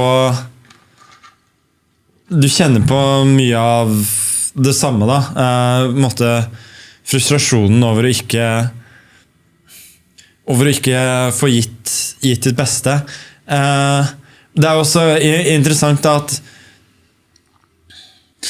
jeg tror det har skjedd 2-3 ganger totalt som jeg har vært med på cagen med gjengen din, hvor jeg har kommet derfra med en god følelse. At i dag, på en måte, i dag så både laget og jeg gjorde det bra. De andre gangene så sitter jeg bare igjen med det her var noe dritt, rett og slett. Det her var endte opp med at det her på en måte ble jeg følte jeg fikk ikke ut alt. Det endte opp med å bare være noe veldig uforløst over det hele da. Men det jo sånn, hver gang jeg skal spille igjen, eller hver gang jeg skal ha en fotballøkt eller noe annen sport med folk, så det sånn, ok, yes, det her blir gøy. Hver gang jeg skal spille en eller annen sånn casual lynturnering og skal konkurrere, det noe jeg ser frem til. Dette her kommer til å bli gøy. Og som oftest så blir det jo ikke det. Så ender man bare med en dårlig følelse. Men jeg har i hvert fall aldri mistet det at jeg går inn i det med tankegangen at nå skal jeg gi alt, og dette skal bli bra. Men kjenner du at det en slags en brøkdel av samme gnage av å gå ut av hallen der med et tap eller et nederlag som gjør vondt kanskje en dag eller to, litt sånn som på sjakken også, at den gnagende følelsen der? For meg handler det handler i stor grad om meg selv. Så jeg kan, hvis vi har tapt, og jeg vet at de var de beste, men jeg har gitt alt som jeg har klart, så går det helt fint. Men hvis du føler at det her burde vi vunnet, da det litt samme. Det sitter definitivt i da. Det sånn der med å bli en god vinner og en god taper, det jo også en del av sportsmanshipen å bli en idrettsutøver, og det jo noe også de første tingene vi må lære oss som barn og ungdommer også, at vi gode vinnere og gode tapere. Hva ble du først av disse to tingene her? Jeg tror ikke jeg har blitt noen av delen. Nei, altså Jeg har jo aldri vært en veldig dårlig vinner, egentlig. Jeg har aldri vært den som har jublet for mye. Nei, jeg har på en måte trengt å nidle en motstander som ligger nede. I hvert fall i sjakken så har jeg på en måte jeg har jo drevet og trash-talket litt og sånn, men det har, for min del har det vært veldig lett, fordi jeg har alltid kunnet backe det opp med resultater, og det har vært veldig vanskelig for andre å skulle bite på meg når jeg ok, men du kan snakke så mye du vil, men jeg har på en måte den selvtilliten jeg har er så stor at det skal godt gjøres, det bare preller av alt sammen, men det å bli en god taper, det har jeg altså aldri lært meg, men jeg lar det i hvert fall gå ut for meg selv da. Det er ikke sånn at jeg rakker ned på motstanderne mine etter å ha vunnet etter å ha tapt i stor grad, men jeg må innrømme, spesielt de par siste årene så har jeg hatt opplevelser altså, hvor jeg har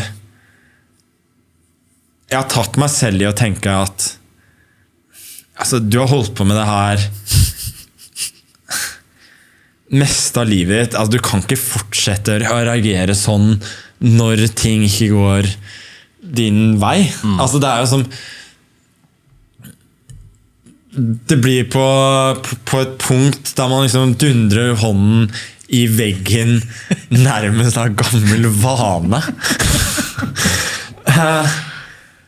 Blir du flau når du ser deg selv om igjen gjøre det, eller? Nei, flau feil å si. Jeg er ikke stolt av det, men jeg har på godt og vondt på en måte akseptert at det er sånn jeg er, så selv om jeg ikke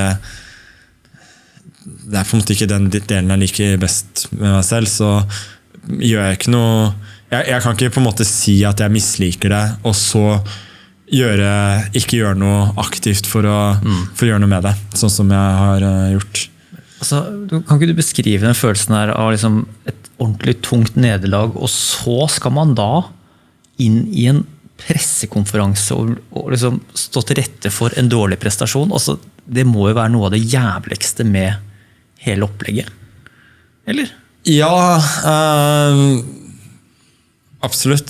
Både bruke tida på det og liksom sitte der som en taper og snakke så det har jo vært det har jo vært da punkter hvor jeg har vært veldig irritabel, men jeg har jo to måter jeg kan reagere på etter tap da, enten å bli veldig sint eller mer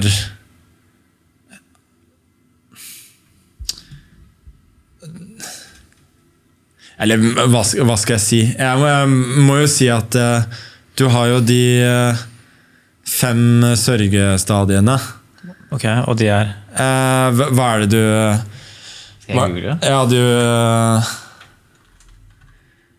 jeg tror altså du begynner med sinne.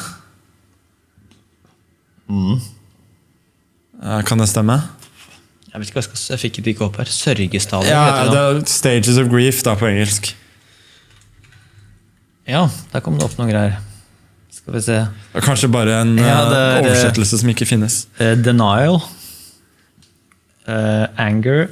Ja, altså jeg går ofte rett på anger da, med en gang. Depression, acceptance og bargaining. Ja, nei fordi anger og depression, det er ikke alltid begge kommer, men en av de kommer i hvert fall veldig ofte.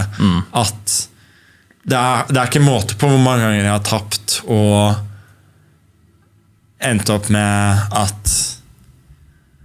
altså det her kan jeg ikke fortsette med. Jeg vil ikke føle meg sånn igjen, og hvis jeg skal spille på denne måten, så må jeg bare legge opp. Og på en måte, i tillegg den angsten jeg kjente spesielt på det under VM i 2016, da jeg lå under etter 8 og for så vidt 9. parti, da, men spesielt etter 8. parti, at jeg tenkte sånn hvordan kan jeg møte opp på en sjakkturnering igjen etter å ha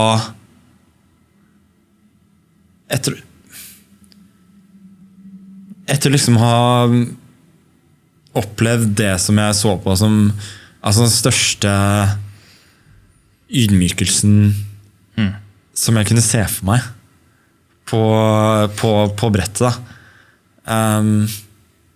Hvordan kan jeg noen gang komme tilbake etter det? Nå snudde jeg heldigvis matchen, så jeg slapp å Så element av skam, liksom? Ja, definitivt.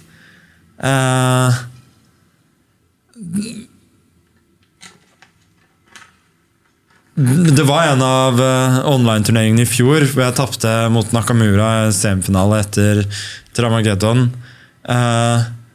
Og det var sånn, jeg ble ikke sint. Men det var litt samme at jeg bare la meg på bakken på gulvet i fosterstilling, nærmest. Yes. Og jeg tenkte, altså, hvordan skal jeg liksom hvordan skal jeg tåle det her? Hvordan skal jeg komme meg gjennom det her? Og så var det sånn et par timer etterpå, så gikk det egentlig greit. Men det var sånn akutt akutt tilfelle av verden som rakna, rett og slett. Men så har du andre ganger, sånn som turneringen som jeg spilte nå forrige uke, så endte jeg opp med at jeg tapte semifinalen da, vant bronsefinalen til slutt, men etter at jeg hadde tapt semifinalen det var nesten apatisk egentlig, at jeg følte liksom det var ikke noe som stemte, prestasjonen var så langt unna og jeg visste ikke, det var ikke snakk om at jeg kunne peke på et punkt der eller et punkt der som jeg kunne gjort det bedre. Det var bare så mye at jeg ikke greide å nesten hisse meg opp over det, at jeg tenkte at det blir som en kamp du har tapt 7-0. Ja, og du ender opp med at det er ikke noe vits å se på video fra kampen en gang, du må bare legge det til side, rett og slett. Det er ikke representativt å ha i mente en gang. Men er det på noen av de som senere stadion i slutten av 20-årene kicker det inn en slags dyp tanke nå, sånn, faen, er det over nå? Er det liksom den dype meningen med liksom de reaksjonene du beskrev nå, at det er sånn, faen, var det så langt jeg kom? Var det så lenge moroa skulle vare? Er det bare nå er jeg ferdig? Var det noen sånne tanker? Ja, definitivt. Det begynte for meg egentlig allerede 2017 så var det en periode hvor jeg lurte på om det var ikke noe som stemte, og jeg lurte på om har jeg det lenger i det hele tatt. Jeg følte vel for så vidt hele veien at jeg kunne komme tilbake, men jeg var jo ikke sikker. Nei. Ikke sant? Og det er klart nå jeg er realistisk nok til å tenke at det er ikke naturlig at jeg har samme toppnivå hele tiden nå som jeg hadde da jeg var 22-23, men at jeg ikke skal kunne være tilnærmet det samme når jeg virkelig prøver, det er fortsatt helt fjernt. Jeg må bare ta en liten pause. Hva er klokka nå? Så her da. Pils for Cage, det her jeg tror jeg trenger litt.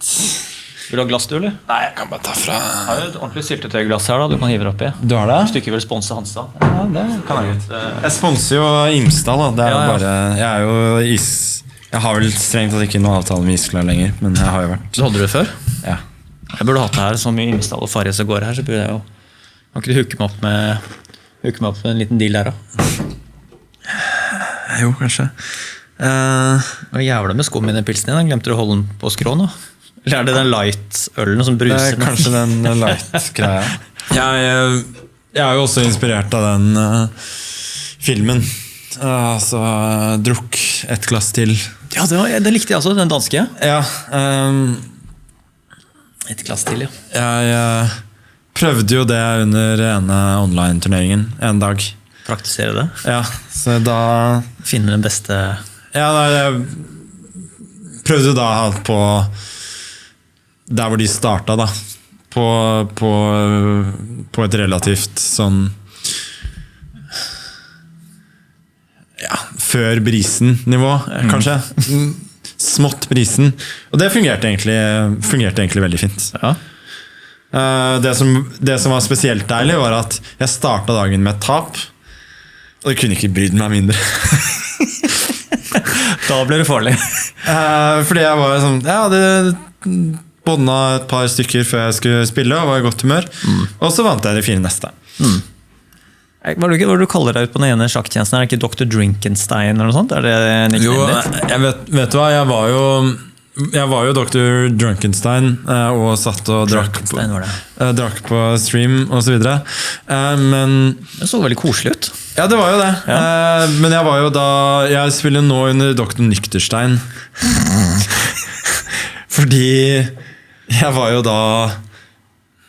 Jeg var jo edru hele 2019. Var det? Ja. Som en del av liksom The Rise of Carlsen? Ja, det var ganske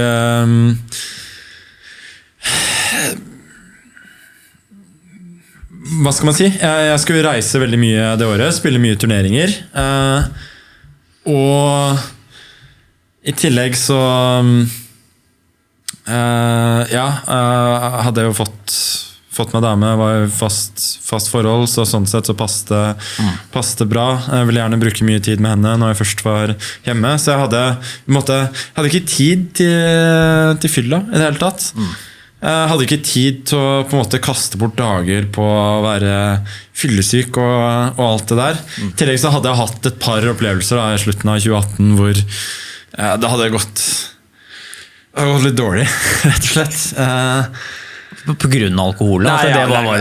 Bare at jeg hadde plutselig jeg hadde jo blacka ut et par ganger, noe som jeg aldri har pleid å gjøre. Og, I mellommatch, altså i sjakk?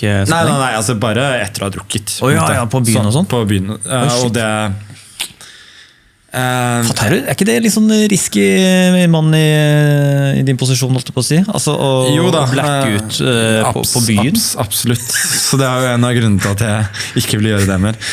Men da fant jeg ut at i hvert fall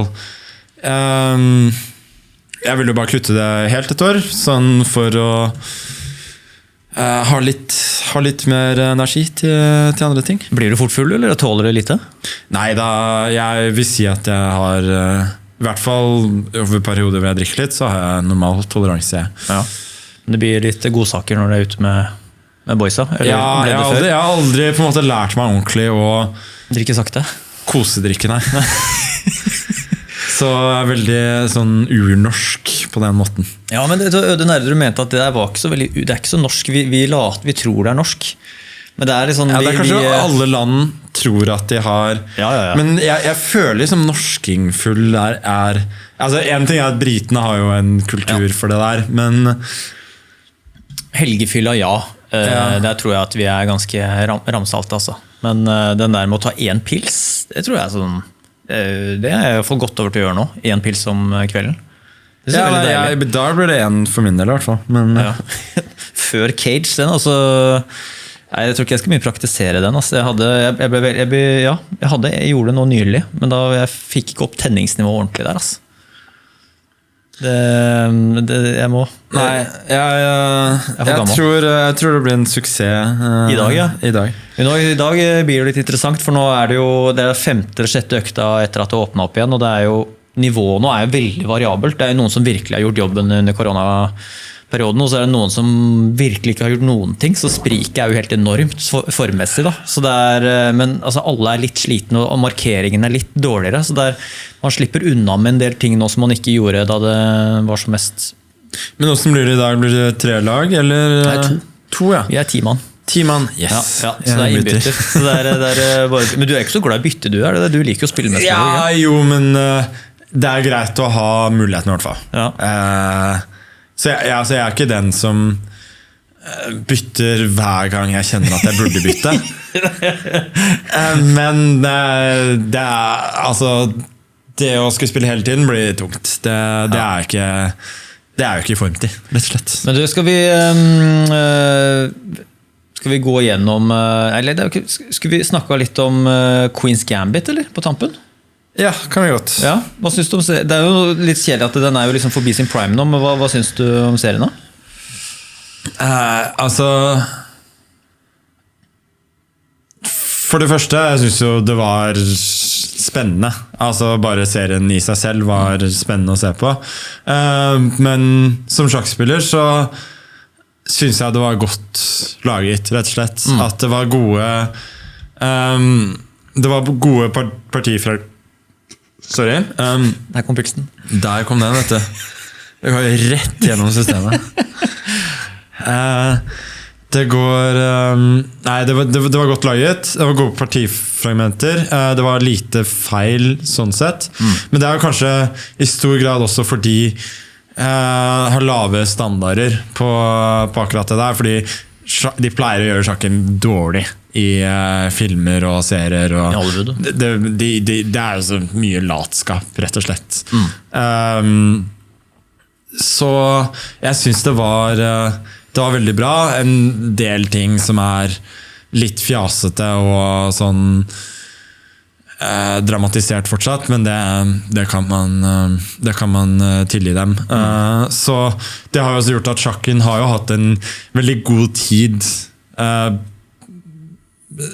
i stor grad online da, under pandemien. Men hva var det, tenkte du noe sånn underveis at, for du konsulterte ikke filmen, eller var ikke noe med i research på det? De spurte ikke deg noe om... Jeg tror Kasparov var med en del. Ok, ja. Ja, jeg tror det var kreditert forresten.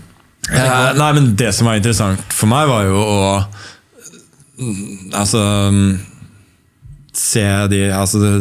fikk se sjakkstillinger som kom opp også. Vanligvis, de gangene jeg har sett i film, så enten så det noe feil, eller tenker jeg, så det et veldig kjent parti. Men her var det mange sånn, hæ? Det har jeg ikke sett. Friske nye partier. Det var friske nye ting. Og så skjønte jeg som poenget hva de gjør frem til, og det der var jo veldig smart. At de greide å få ting som både var estetiske og relativt ukjente. Det tror jeg jo da Gary har mye av æren for, men det som sjakkpurist da, på en måte, så var jo det veldig, veldig tilfredsstillende. Så jeg brukte jo mye av serien bare på det, å sitte og bli fascinert over sjakkfragmentene. Men følte du at serien var liksom litt basert på deg, eller hovedkarakteren hadde noen sånn fellestrekk med deg? For det var liksom noen som ville prøve å dra det i den retningen der. Jeg kunne se sånne skriverier og sånt. Ja, jeg tror det var mer basert på Fischer, egentlig. Liksom litt kvinnelig versjon av Fischer. Men jeg likte i hvert fall en ting jeg likte veldig godt med serien var at hun respekterer spillet i veldig stor grad på en måte, altså at hun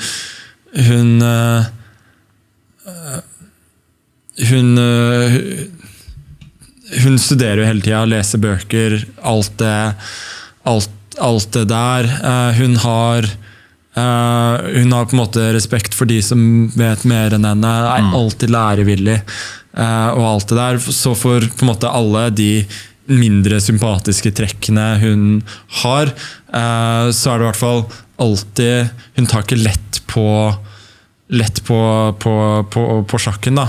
Og det gjør at hun, altså når hun har tapt også, så det sånn hvis det var litt sånn for henne også at verden raser sammen, men det var mye også at hun hun ville jo lære, hun ville bli bedre, hun ville passe på at dette her ikke skjedde igjen. Det jeg likte det veldig godt med karakterene, så var jo at liksom, de greide å lage noe for å forstå hennes verden, så beskrev de, så jeg tror jeg vel, at hun så på sjakkverden som en fikst verden, mye mer forutsigbar verden, for hun skjønte ikke omverdenen så veldig godt, hvordan sosiale mekanismer, hvorfor folk oppførte seg som de gjorde mot hverandre. Det var liksom et alt for dynamisk åpent spill for henne, mens sjakken var bare logisk, forutsigbar, og det beste poenget med sjakken var at hvis det skjedde noe dumt i sjakkverden, så skjønte hun at det var hennes egen feil. Hun var fullt ansvarlig for alt som ble fuck-ups på sjakkbrettet,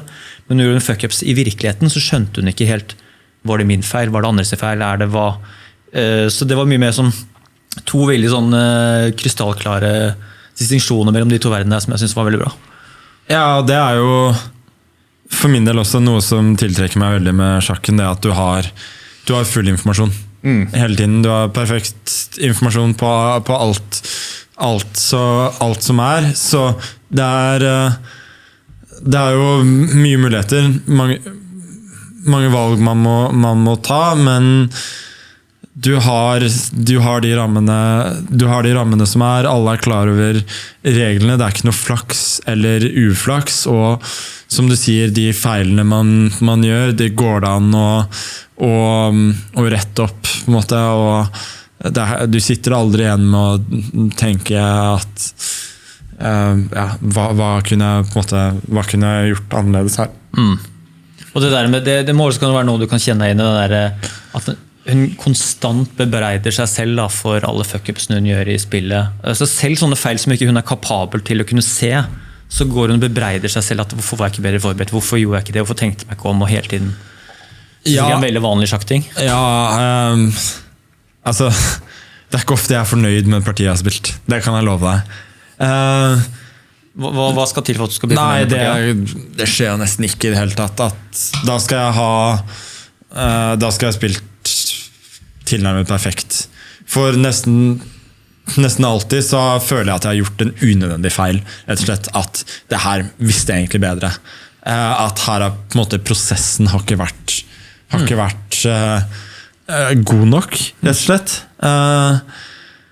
Og når det gjelder prosessen, så trenger jeg ikke nødvendigvis ha gjort en feil. Det kan være et eller annet jeg har oversett. Et eller annet som jeg regnet feil. Og så har jeg vært heldig, og det har vist seg at selv om jeg har regnet feil, så hadde jeg fortsatt kommet til riktig konklusjon, og det kan du jo si, det skjer jo fordi man har god intuisjon, men det gir meg fortsatt sånn en dårlig følelse, fordi da har du ikke kontroll, og det veldig ofte at det partier hvor jeg blir eksperter og alt mulig roser meg veldig for det, mens jeg ender opp med at jeg var ikke fornøyd. Det var, jeg vet den og den og den tingen gjorde jeg feil, og det hadde ikke noe å si denne gangen, og jeg kan fortsatt ikke ha gjort alle de trekkene som jeg skulle gjøre allikevel, men jeg vet at jeg har ikke gjort det på helt riktig måte. Det har jeg jo da, nå det så lenge siden jeg har spilt så lite langsjakk at det har vært mindre anledning til å være hard med seg selv. I lynhurtigsjakk så da det vanskeligere å være så beinhard, rett og slett. Så det ser jeg frem til nå snart med å spille langsjakk igjen, og kunne være ordentlig selvkritisk. For det har jeg jo Du blir ikke det på nettet? Nei, ikke nødvendigvis. Det så mange partier også som spilles at det blir så tungt å skulle sitte og være så hard med seg selv hele tiden. Ikke sant? Men det må jo være det der høres jo litt ut som en sånn, for å generalisere litt, nesten som en sånn slags indre drivkraft for enhver sjakkspiller, at partiet ditt blir. Det litt sånn som en kunstner, da. Du blir aldri helt ferdig med partiet ditt. Du greier aldri, du kan bli aldri helt fornøyd, og det jo liksom, ikke det bare liksom den store kampen for enhver kunstner også, at de bare jobber med det til de drittleie også. Og så må man bare si, nå jeg ferdig. Det ikke perfekt, men kanskje neste gang så greier jeg å gjøre det perfekt da. Jo, absolutt. Og jeg ikke noe det at jeg på en måte sånn i ettertid hard med meg selv, det gjør ikke at jeg ikke greier å gjøre beslutninger mens jeg spiller. Jeg fortsatt veldig klar over at her har jeg ikke greid å her kommer jeg ikke til å greie å regne alt til bunns. Her kommer jeg ikke til å kunne gjøre en fullt informert beslutning. Så da må jeg bare gjøre beslutningen basert på den informasjonen jeg har, og den tiden jeg har, så godt som mulig. Så jeg på en måte jeg realistisk nok til å gjøre de beslutningene, men jeg fortsatt ikke fornøyd hvis jeg har gjort feil. Ja. Men du, nå ser jeg at klokka tikker og går her. Vi skal jo snart komme oss til Nydalen og få svetta litt her. Du har jo litt igjen av pilsen din, så vi har ikke så dårlig tid. Men jeg tenker, hva tenker du om de diskusjonene og den debatten som går rundt liksom boykotting av OL og Qatar-VM? Det sånn, liksom to parallelle diskusjoner som foregår der nå. Og så du selv også har vært inne i flere sånn boykottrunder når det kommer til sjakk-VM. I 2018 vel, så var det en del sånn skriverier om det. Hva tenker du om det liksom boykott som et eller bare, hva tenker du som større om den diskusjonen det der med å utøve og skal boykotte arrangementer? Du snakket jo om trenere og skin in the game tidligere. Jeg har veldig tro på konseptet da, med å ha skin in the game. Jeg liker ikke jeg må si altså når det gjelder Qatar for eksempel, og boykott, de eneste jeg vil høre fra spillerne, egentlig. Hva folk altså for folk i det ganske land, altså det var sjakk-VM i 2004 i Libya som jeg var med i. Fikk wildcard den gang, sjelelig glad for det, naturligvis. Tappte i første runde, men det får noe så være. Men da var jo det var enkelte som mente at Norges Sjakkforbund måtte holde meg hjemme, og at vi måtte boykotte. Og ja, jeg kan si at det hadde jeg ikke hatt noe sympati for den gang, at folk som på en måte ikke har noe da skin in the game vil ta disse beslutningene på mine vegne. Jeg må si at jeg vil ikke på en måte snakke mye om det i det hele tatt, men du hadde jo den debatten med Norges Sjakkforbund og Kindred og den sponsoravtalen. Jeg reagerte også veldig da på at det var veldig mange som var veldig sterkt imot denne avtalen, som ikke hadde noe skin in the game, rett og slett. At dette her var da i stor grad eldre menn som i systemet? Altså, som spilte sjakk rundt om i det ganske land. Deres sjakkhverdag vil ikke bli påvirket i det hele tatt av hva som skjer politisk. Så jeg skjønner at det fortsatt var en viktig sak for dem, men jeg følte at det angikk ikke dem i særlig grad i det hele tatt. Og det angikk ikke meg personlig heller. Jeg prøvde jo å ta den kampen på vegne av unge i dag, og de som skal komme senere, men der har jeg tenker også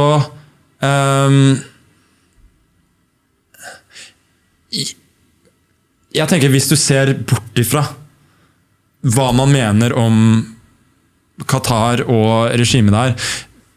Du skal være jeg synes det skal ganske mye til å si til de gutta på landslaget nei, vi bestemmer, vi har sittet her i forbund, vi har sittet her i klubber, lokallag, fotballforbundet rundt omkring, og vi har bestemt at dere skal ikke få realisert drømmen deres om å spille VM.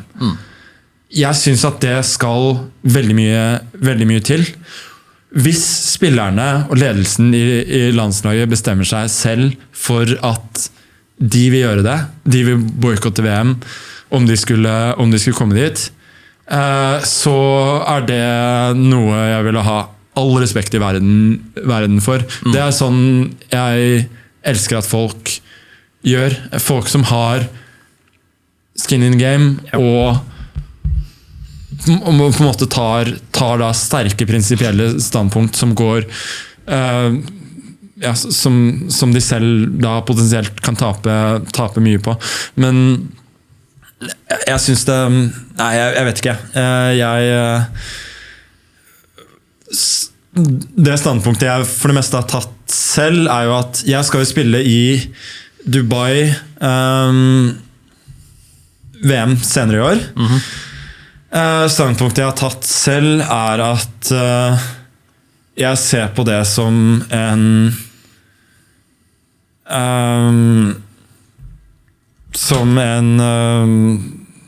bra som en god arena for meg, rent egoistisk egentlig, med tanke på klima, infrastruktur og alt det der. Og jeg på en måte føler ikke sterkt nok for andre ting til at jeg vil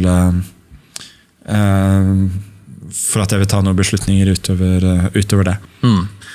Jeg synes jeg jo sånn der, jeg har jo sagt meg selv jeg ikke ta noe standpunkt i denne boykott-debatten, for jeg føler at jeg har ikke noe idrettsbakgrunn, jeg står ikke noe i det, jeg har min mening opp det hele ganske sånn irrelevant, men jeg merker jo sånn min indre mening sklir litt fra den ene siden til den andre, så kanskje det skal være det, at man litt sånn dynamisk i hvordan at det litt interessant. Men jeg tenker sånn, det jo veldig relevant at man har en mening om det, men jeg vet ikke med deg, men om jeg plutselig skulle være med og ta en beslutning om det fordi jeg satt i et verv i et lokalt idrettslag, jeg har jo ikke noe med det. Jeg kan definitivt si min mening, men jeg føler ikke jeg har noe med det å gjøre den beslutningen. Jeg tenker sånn, tenker liksom i store internasjonale konflikter, for eksempel når man boykottet tysk OL før andre verdenskrig, og også de store tingene, tenker jeg sånn,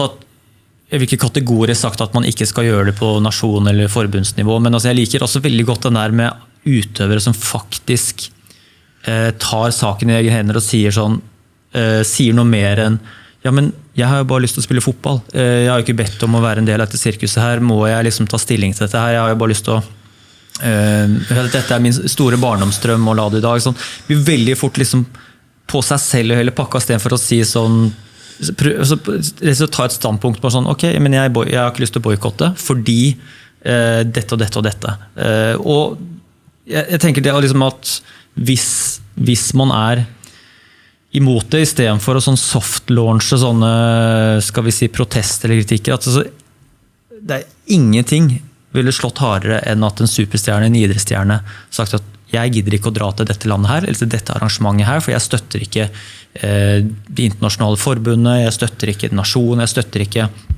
har ikke lyst til å være en del av dette her så lenge det foregår med disse menneskene på dette stedet, og det en sånn krystallklar liksom, du får jo ikke en bedre protest enn det, at du forsaker noe som og helt åpenbart liksom en av de største tingene du kan gjøre i din idrettskarriere. Skin in the game, ikke sant? Eller soul in the game som noen kaller det også. Ja, soul, ja.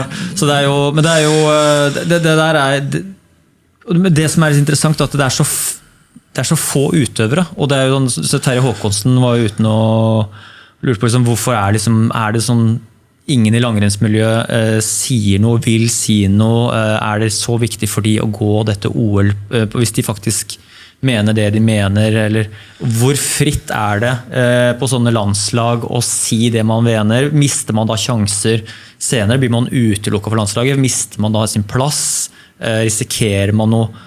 Sannsynligvis risikerer man masse ved å ta det standpunktet, for det et modig standpunkt å boykotte og stå alene om det og se om noen andre blir med på det, men det jo kostnaden da, av å stå på prinsippene sine. Det må koste, du må være noe offer inni der.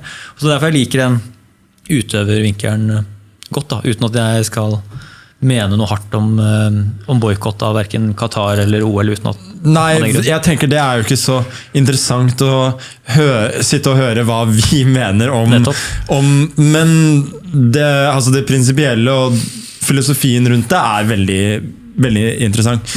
Så det jo veldig relevant. Og jeg må jo også si da at jeg har jo i stor grad jeg har jo for det meste holdt meg ganske apolitisk når det gjelder ting internasjonalt. Og jeg har jo også vært der at hvis jeg på en måte har tatt jeg har jo spilt i Qatar før, og jeg var jo veldig klar på at jeg har på en måte mine meninger om det, men hvis jeg har godtatt en invitasjon til å komme dit, og jeg får betalt for det og har blitt invitert, så har jeg sagt fra meg retten til å protestere på en måte. Så da har jeg på en måte tatt et standpunkt i det allerede. Ja, man kan jo trekke seg også senere hvis det skulle oppstå noe type informasjon som ikke var oppe i dagen da du besluttet det da. Naturligvis. Ja. Naturligvis. Nei, det jo interessant å se hva som skjer. Spesielt liksom se at det fotballandslaget, hvis de mener det de mener, så det jo veldig interessant å se om det faktisk noen som sier nei, jeg har ikke lyst til å stille opp i det arrangementet der. Altså, men du hadde det var en litt annen type boykott vi snakket om i 2018 med deg med Saudi-Arabia, var det ikke det? For der var det snakk om at israelske spillere ikke fikk lov til å komme, eller var ikke invitert, var det ikke det? Ja, det var jo i 2017, så var det jo da juletid i 2017, så var det jo da VM i lyn og hurtigsjakk i Saudi. Og da, det var jo kommet i stand på ganske kort varsel, og de hadde jo da ikke fått på plass noen avtale med israelere. Jeg spilte jo der, men jeg tok jo i hvert fall et veldig klart standpunkt at de hadde jo da signert en 3-årsavtale for å ha disse arrangementene. Så altså, neste år så har dere tid, så hvis jeg skal spille, hvis det skal være aktuelt i det hele tatt, så må dere ha løst det problemet. Så jeg sier ikke at det var noe modig stance å ta i det hele tatt. Det tenker jeg det absolutt det minste man kunne si. Synes du føler du noe byrde med å være nummer 1 i sporten sin og idretten, og at du har bikket 30, og at du blir mer og mer interessert i politikk, regner jeg med, og at du liksom føler at du liksom hviler mer og mer ansvar at du står opp for ting og så videre, eller?